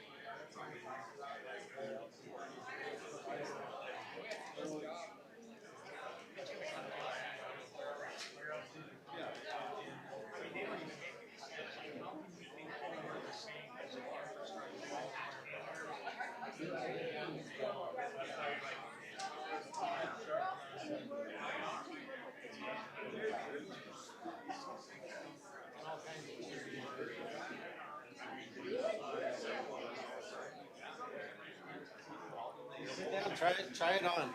It's very comfortable. Yeah, it's great. Yeah, Julie did it. You could write something up. I think you should write something up, both of you, and just say what it means to have a job that Georgia has really, has, given you a chance, or, it's, because you do have to be 18 in this place. You do have to have experience and all that jazz. Yeah, it was good.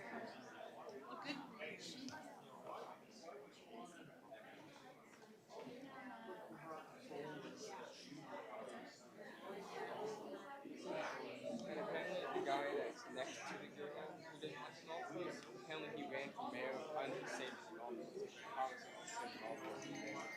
Yeah, he lost. So he's stepping down. Yeah.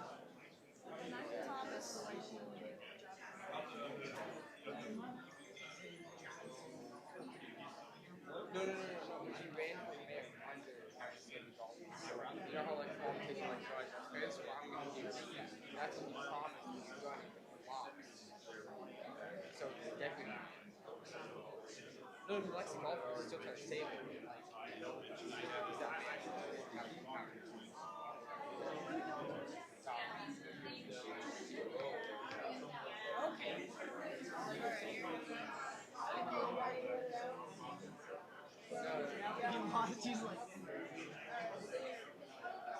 I mean, he was the only one that had the golf course. Yeah, I don't know when he got here. I got here before.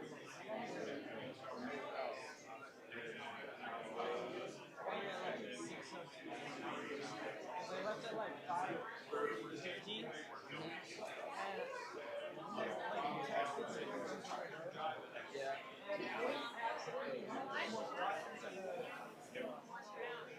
Yeah, it's very confusing.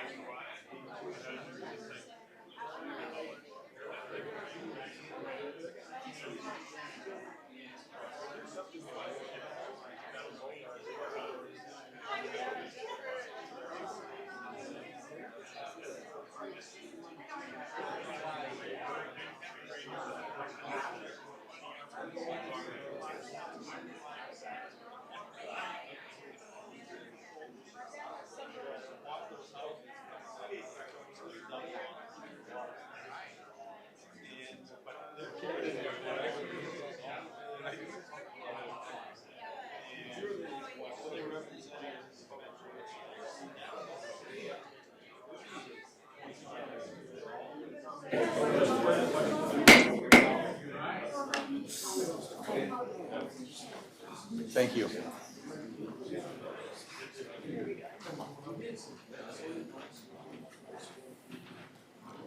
One way or the other, folks. Calling the council meeting back to order, and we are now under the second audience participation. Anybody who would like to come forth and speak, please state your name. Sign in, 3 minutes, please. Well, you can just give us your name. We're not going to have you sign in.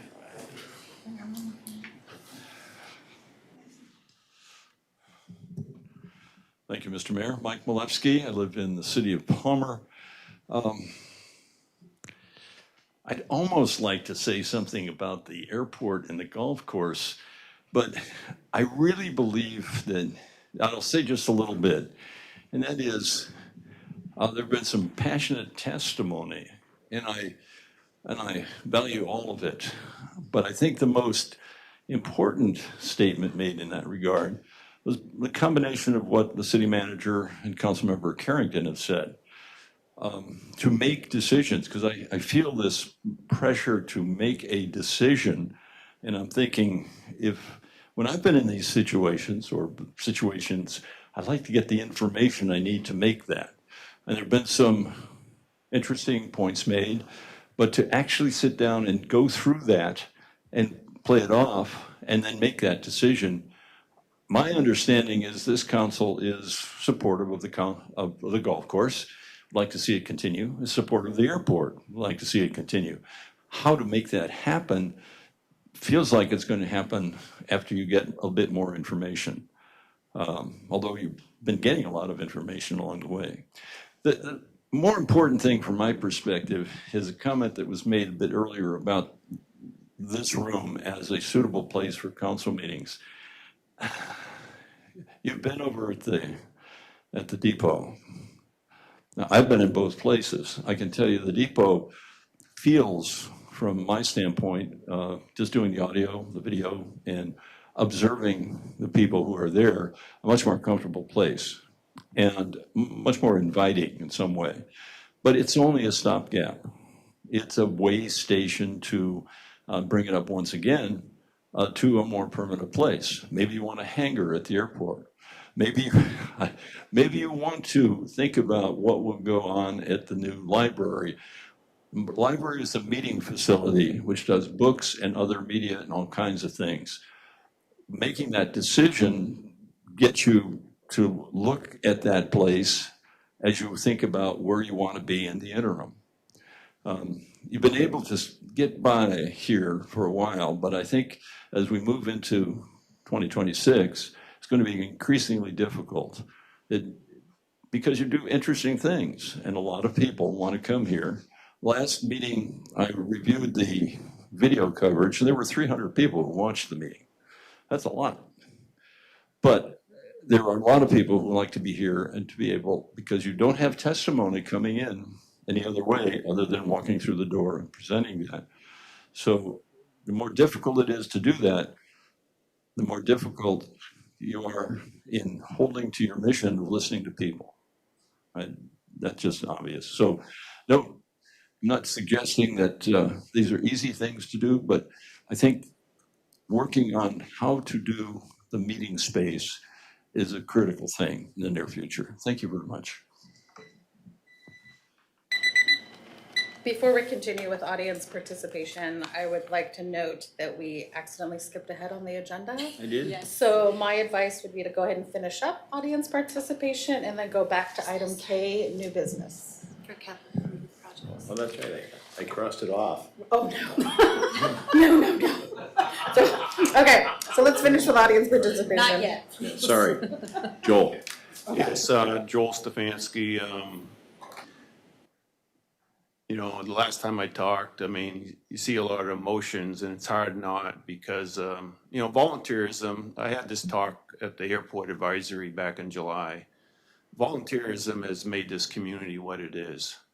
And I don't know how many, you know, this is not a bragging moment for my family and I, but there's a lot of things I do because of what my dad taught me to do. He helped build a Little League park back in New Hampshire, helped build a tennis court, built a basketball court against the selectmen, didn't want to, you know, devalue his historic town hall that was built in 1802.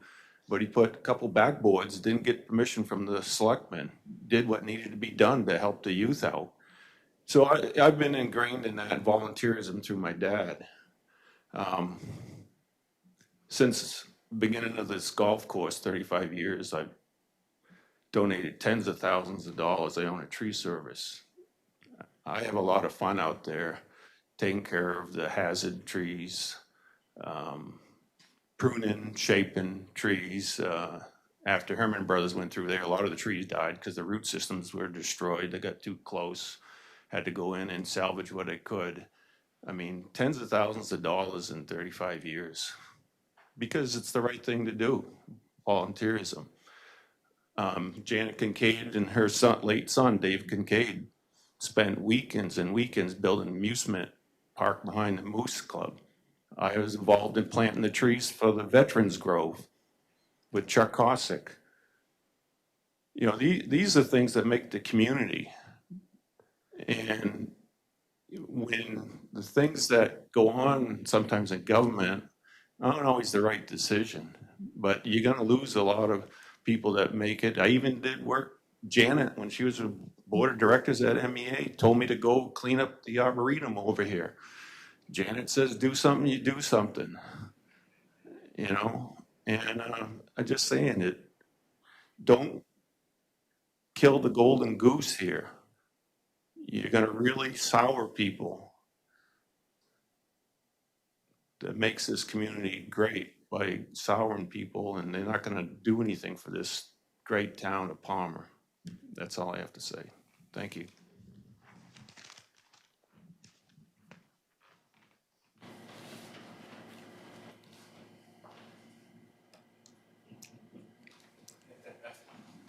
Anyone else like to come forward? Rob Nelson again. Honestly, I don't know if this is the right forum, but I do have a couple questions that it seems that there's been some things said about the airport and that don't seem like they line up. So number one, it appears that the airport is currently classified as a B3 airport. And to be a B3 airport classification, you need to have 500 takeoffs or regular flying in. And so with a larger plane, which is, I believe, why we expanded the airport, was to get that. Well, the Forest Service does not comply with that. They don't have the amount of flights to be classified as a B3. Therefore, by FAA standards, the classification should be a B2. We've talked a number of times about the fence and the fence being an issue. The fence is not an issue if it is a B2 airport. It is an issue if it is a B3 airport. Secondly, the city manager has said that the golf course is under a lease. It is not under a lease. It is under a contract to operate. In the lease, it says that he is the tenant, that George is, okay? And then finally, when we talk about lease rates, Palmer Airport leases a sod farm to Country Garden Farms for $100 per acre. The renewal rate for that is 10% over that 100, so $110 an acre if renewed. And I'm wondering what the difference between their sod farm and our sod farm is. Is it the length of grass that we mow it at versus what they mow it at? Or are we not comparing apples to apples? Thank you for your time. Anyone else?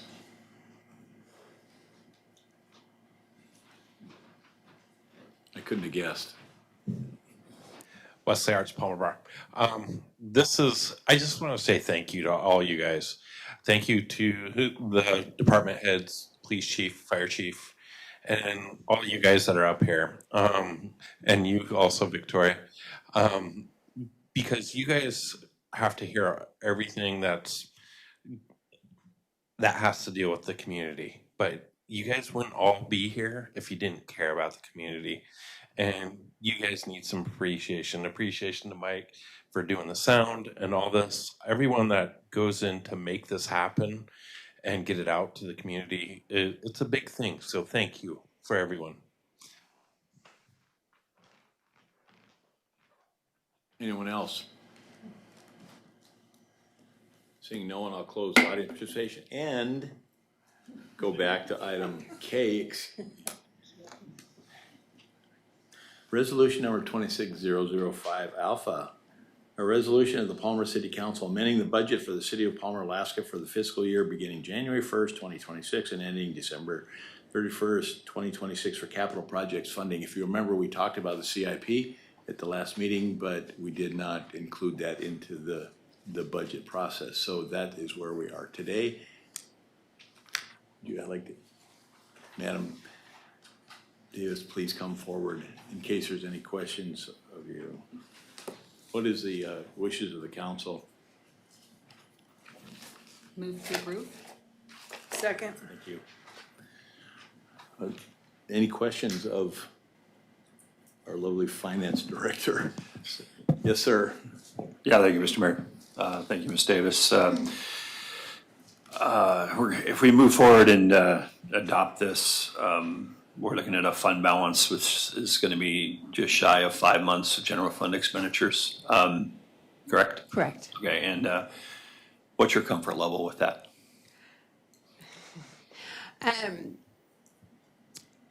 So you did get a financials through third quarter this year, or excuse me, in the manager's report. And right now, things are looking, crystal ball wise, things are looking positive for the general fund unassigned fund balance right now.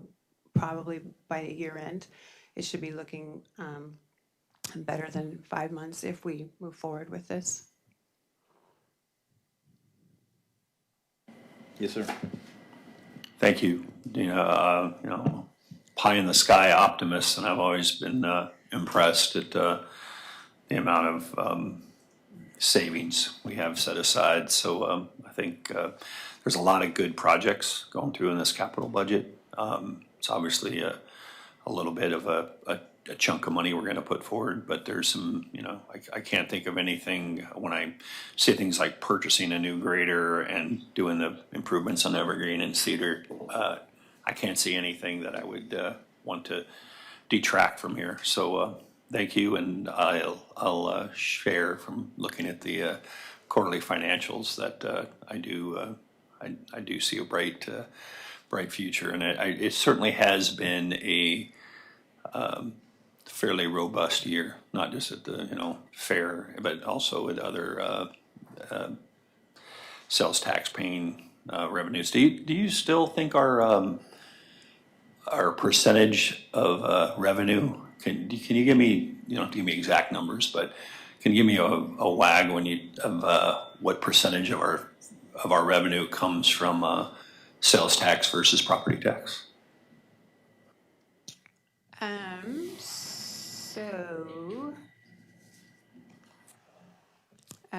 The majority of it does come from sales tax.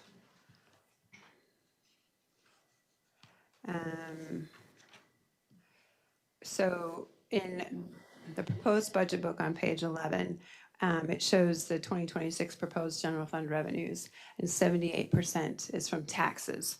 Granted, that's both property taxes and sales tax, and I would say sales tax is closer to 65%. Of the 78%? Correct. Oh, okay, thank you. You kind of snuck that second one in there. Yeah. Any other questions, comments of the finance director? I had a quick question. Yes, please. Was it next year for the to look into the outdoor ice arena for the MTA Center? Yes. Can I ask the cost? Was that about 50,000? I think that's approximate. But What would it look like for us to consider moving that up to this year to help with future revenue through the winter months? Into next year, if we were to move that up 1 year for the event center, would that help bring in increased revenue, do they think? I'm assuming since it's a planned capital improvement. I believe that was something that was going to be forward funding, meaning it would take a couple years to get that in place, because I think they wanted to, I'm not sure if you've been up to Talkeetna, where they have like an outdoor rink where they have like a roof over it. And so I think it was like a forward funding piece.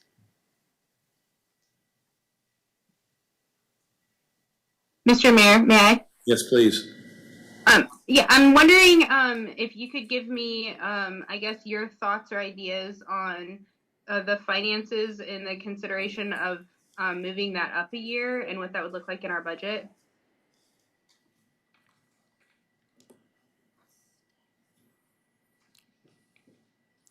Do we have I guess what you're asking is, do we have a cost of what it would cost us to build the outdoor rink? Do we have an idea? Yes, sir, and what that would look like in our budget this year if we move the capital improvement project up. I mean, my question and concern would be that, even if we move it forward, I'm not sure we have the time to build it. It's gonna take more than between now and when it gets big winter time. So I will pass that on to Ms. Davis and our Community Development Director.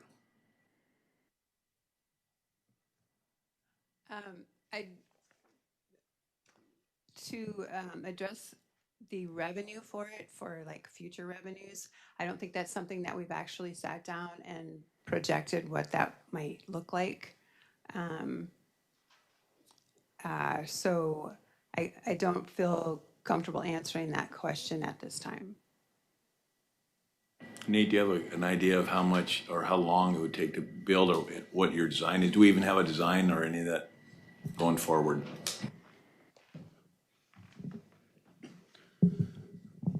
In the aspects of a design, we haven't really put anything forward. We, prior to my tenure with the city, we did have an outdoor rink, I believe it was on the south side of the existing rink, the existing indoor event center. I'm not privy to what that cost. I can look into it, but what we're trying to do, as you alluded to, is kind of Gina alluded to, is stair stepping into it, right? Process through several years of tiered growth, right? So then the outdoor rink, which would be open, and then every year we'd basically front fund with the revenue that comes off of that, along with CIP money to establish to the final project. So if we're asking about the final project, like as Councilmember Alcantara said, pie in the sky kind of deal, we can put that together, but I don't have that number like in front of me right now conceptually. Madam Hudson, do you have any follow-up on that? Yes, Mr. Mayor. I just was wondering if that's something that, if I could get council support, if that's something that we could see, maybe just not even right this second, but I just think in passing the capital improvement projects, even as they are, I just think it could be really something important for us to look at and consider. I think that we have a really great amount of, we have a large amount of teams and players at the rink. And so I do think it would be great for us as a council to just consider that, consider the revenue stream that it could bring to the city, and also the impact it could have on our youth with sports. And just family fun in a safe place for families to gather, even in the winter months, as an activity for families. So if that's just something that we could consider, just getting some more information on. Thank you. Yes, ma'am. So so the rink is in next year's budget, right? Right. The So- outdoor rink. The outdoor rink. It's in 27. And so moving it. It's in 27. Oh, it's in 27. Right, Okay. not 26. It's Okay. 27, 28, 29, and 30. Okay. $10,000 is allocated for each year for a total of 40 is what the Okay. projection is right now. Okay. Right? And each year, that money would go towards essentially like stair stepping or phasing a rink into the complete project of capacity. And I do agree that we are, we're bubbling at the edge, hence why we put new ice in August and got contracted with Paha for an entire month early of ice. There is no shortage of people that want to rent. This last weekend, Ailish put together a really fantastic community get-together with neon skating. Prior to that, it was there was age-appropriate Halloween or costume skating, and it was a wild success. I believe it was upwards. It was past or over 80 people that showed up, and it was that was its initial event. So those things, word of mouth, just opens up. So that's bottom trough, just for kind of a very short front load of an event for a family event. That's not even dealing with leagues. So Right. I agree, and I will double down on what was said by Councilman Hudson, that this can be an excellent opportunity for both capacity of family fun and while leagues are going as well, because those are competing. Yeah. all the time. Is there a reason that it was moved to, I'm just curious, that it wasn't included in 26, that you moved it to 27, 28? Is there a reason it was pushed out a year? I don't have the particular reason. What I do know is we are trying to essentially, as we discussed last council 2 weeks ago, is that there's a lot of deferred maintenance that has Okay, that makes been sense. deferred. And so we're catching up on that and essentially right-sizing the event center right now and bringing it up to speed and up to, almost Freudian slip as an old inspector, up to code. It's up to code. Let me just put it that way. But to bring it up where beautification, right? Like making it more interesting and more aesthetically pleasing and the compressors and everything, bring them up to speed. We just had to upgrade a couple other items on the compressors so that's essentially why we're trying to get the existing event center up to par so we can have it functional and operational, successfully operational. And then from there, then we can move forward with growth, right? Take care of what we own now and then move forward with taking on more. Deputy Mayor. Yeah, thank you, Mr. Mayor. Thank you, Nate, for what you kind of clarifying those things.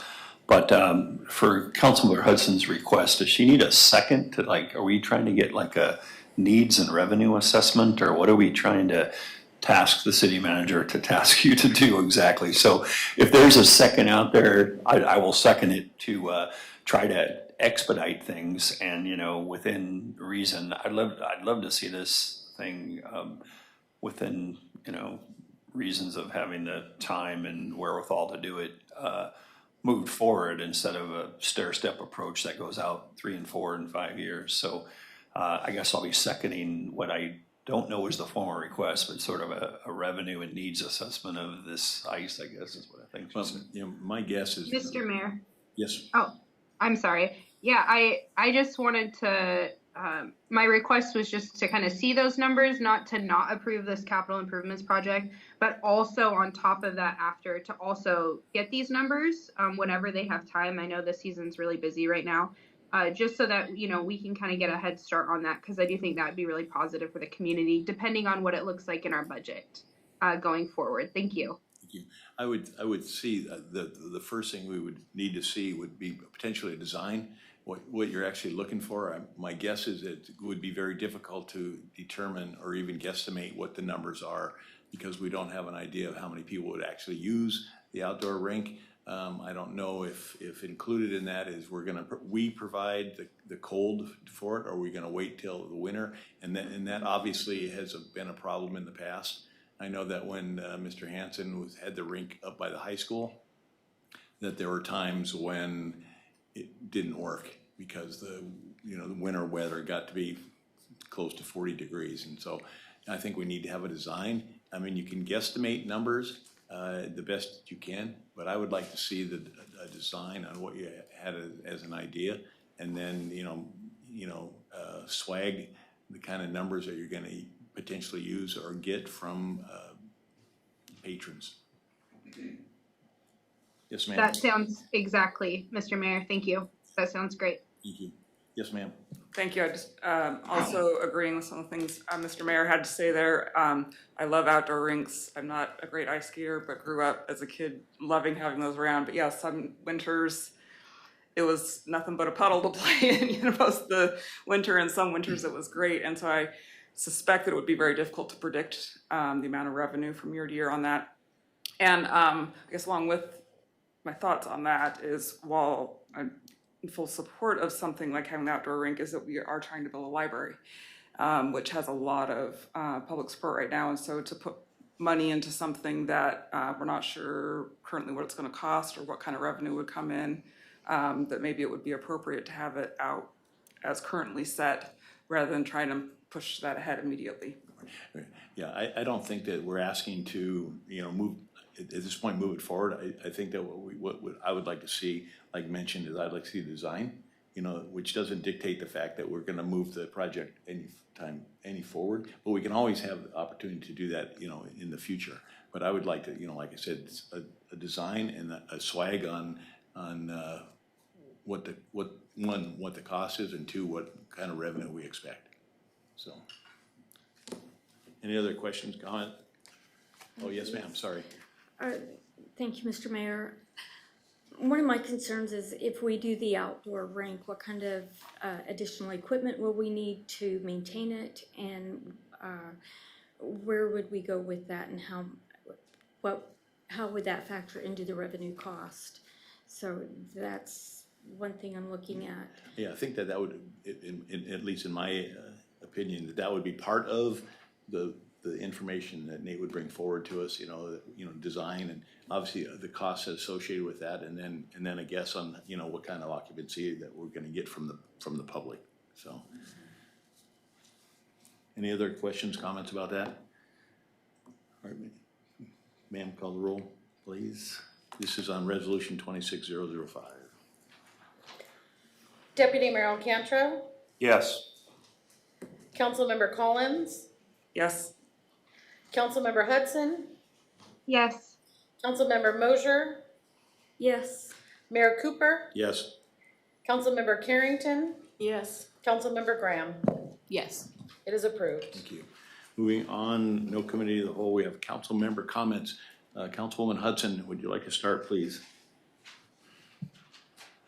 I just want to wish everybody a happy Thanksgiving. Thank you for coming out, and I hope you have a great evening. Thank you. Councilwoman Graham? Thank you. I just want to say that I really appreciate how passionate the community is when they come to these meetings. I think that it is extremely telling of the community that we have here in Palmer, the people that live here, our neighbors. And I've sat in that seat, and I know how surprisingly emotional it can get, especially when you're talking about something that you really deeply, deeply care about. And it's so appreciated. We can't do our jobs without input from the community. We can make our best guess, but if we don't have something from you guys, then we're kind of going with our own thing, which isn't always the best thing. And I also want to wish everybody a happy Thanksgiving, and let's hope that we don't get completely wrecked by snow again this year, because driving last year on Thanksgiving was awful. So with that, I also want to say thank you to Public Works for plowing all the roads really, really well. With this last snowfall, it seems like everybody loses their minds and forgets how to drive in the snow. So it's really helpful to have roads that are well-made, well-plowed, well-maintained, and also sanded on the pedestrian lanes, which I also noticed. So thank you. Thank you. Councilwoman Collins. Thank you. Just want to echo what was said as far as really appreciate folks' well-considered comments as they come out here to address the city council. It's very helpful for me as far as getting a gauge on the community and what is important to the community and what perhaps isn't. So I appreciate all of you. Councilwoman Carrington. I want to echo that same thing, what you guys have brought forward about the golf course. It has given me some more homework to do, and some of us are new here on the council, and I end up with homework after every meeting, but I appreciate the time that you guys have spent in looking into the things and going deeper and bringing it forward, and so I will do my homework. I also want to appreciate Benji, because Saturday she spent part of her Saturday giving us some extra training. So I kind of know a little bit more about what I'm supposed to be doing up here. We went to the Salvation Army annual fundraiser, getting ready for bell ringing. So I just want to encourage you, if you see someone out there with a little red pot and ringing a bell, give them some money. They do a lot of good stuff. And I just want to tell everybody, have a great Thanksgiving, and we'll see you after. In December. The training was only for 3 of them. OMA was not violated. Yeah. Councilwoman Mosier. You know, as we approach Thanksgiving, I have a lot to be grateful for. So thank you, Mr. Mayor, for the appointment. Benji, thank you for the oath. Really excited to sit up here for planning and zoning, and I'm hoping that my skills that I learned in the planning and zoning will carry forth to what we do today. I just want to say thank you to everyone that came out and spoke about the airport. I've been following the airport for quite some time and listening to council meetings. I'm probably one of the 300 that's listened 2 or 3 times. I just want to say that each time I've listened, I've heard something new, something that is very pertinent to make decisions. And I too, like Sherry, has a lot of homework to do. And looking at this, I'm not eager to sit back and just make a flippant decision. But I want to take everything into consideration and look at it. I've lived here in Palmer for 27 years. We moved out here in August of '98 in fair season, and it was raining, and I did not like it. But we've raised our 2 daughters. We raised them in Brittany Estates. They grew up. They've gone outside because there's nothing to do here. I like the idea of the rink, and I like what the MTA Event Center is doing. Aylis is doing a fantastic job over there. But at any rate, I'm just filled with so much gratitude. So happy Thanksgiving, everyone. Deputy Mayor. Yeah, thank you, Mr. Mayor.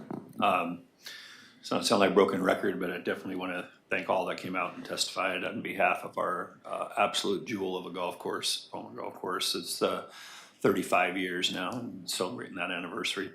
I also appreciate the testimony of what a fantastic job George Collum does and Eagle Golf Course Management does running that golf course. So I appreciate the folks that testified to that. I trust there's a way we can move forward, ways to ensure the golf course is here for generations and here for my 4 kids and my 2 grandkids, and selfishly here for me in the near future. So embarrassingly, I only got out 4 or 5 times in 2025. I'm glad the golf course had such a great year, but I wasn't as big a part of it as I planned to be in 2026. So I look forward to saying the same thing in 2036, hopefully out there golfing as well. Palmer's going to be 75 this coming year. Kind of crazy to think about as a city. And the reality is the growth kind of takeoff is a little bit phenomenal. And I do think there's problems with this city council chamber and growing pains. I've been on council now for over 3 years. I always thought when we had packed houses, it was like, this is just this topic, or this is just this topic. We're never gonna see that happen again.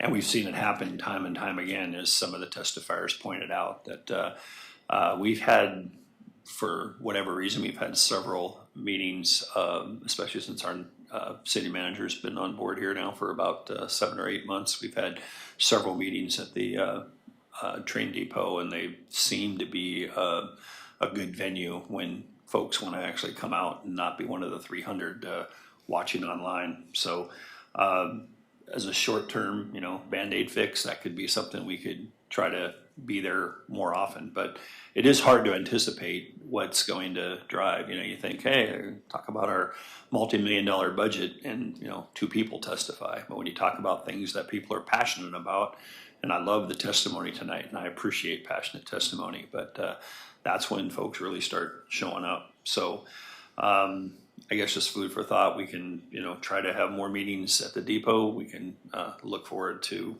longer term solutions down the road, but those obviously come with price tags. So congratulations, Penny Moser, on our new city council member. It's nice to be up to a full contingent of 7 now. So look forward to working with you, and I know your work as Planning and Zoning Commission Chair and other things. So thank you for your willingness to step up and do this. And I'd be remiss if I didn't say, happy Thanksgiving to everybody. It was like not really on my mind until other people mentioned it. I'm like, oh yeah, that is next week. I got to start thinking about, cooking a turkey and a ham. So anyway, happy Thanksgiving, everybody. See you back here next month, and keep fighting the good fight, and keep making sure that we know how important the Palmer Golf Course is to you guys. Thank you. Thank you. As Wes said, nobody on the council here is looking to get rid of the golf course. We're trying to come up with an idea on how the hell we can make it work both directions. You know, we need the airport, we need the golf course. We just have to work on amongst us and pay attention to what's going on and how we can make this work. And I think we're gonna be able to make it work, you know. So, you know, nobody up here is saying, yeah, we don't need the golf course. You can, you know, as they say, take that to the bank. So, so our next meeting is December 2nd. I want to thank all the council members for all the work that they do, all the time and effort that they put in. You know, we've run across a lot of difficult things this year, and we're going to have more coming up. You know, it'll be the library, it'll be the golf course, it'll be, you know, streets and roads, and you know, all other kind of things, and you know, and other organizations that we need to work with as well. So an interesting fact, this is if you look up here, with the exception if Victoria was here, if you look up here, of the 10 people that are here, 80% of them are women, you know? That is a first, and you know what? It's a good thing. You know, us two old guys. That's right. Keep us old guys on step. Penny, I'm glad that you applied. I'm glad that you are sitting here with us. I'm looking forward to working with you. It's gonna be. I think it's gonna be a good thing. I think we have a good year ahead of us. And just one last comment about the golf course. Again, we're in Golf Digest. You know, as like one of the best golf courses, probably the best golf course in Alaska. And I know that I think we were in the top 10 back when I was mayor 20 years ago, that we were, you know, in the top 10 in the US. So with that, I will close the council member comments, and we need to move into executive session, and which means all you folks gotta hit it. First, we need a motion to move into Right. executive session. Yep. Who wants to be brave? I move that we go into executive session. Second. Thank you. Okay. We'll take a 5-minute break until everybody gets an opportunity.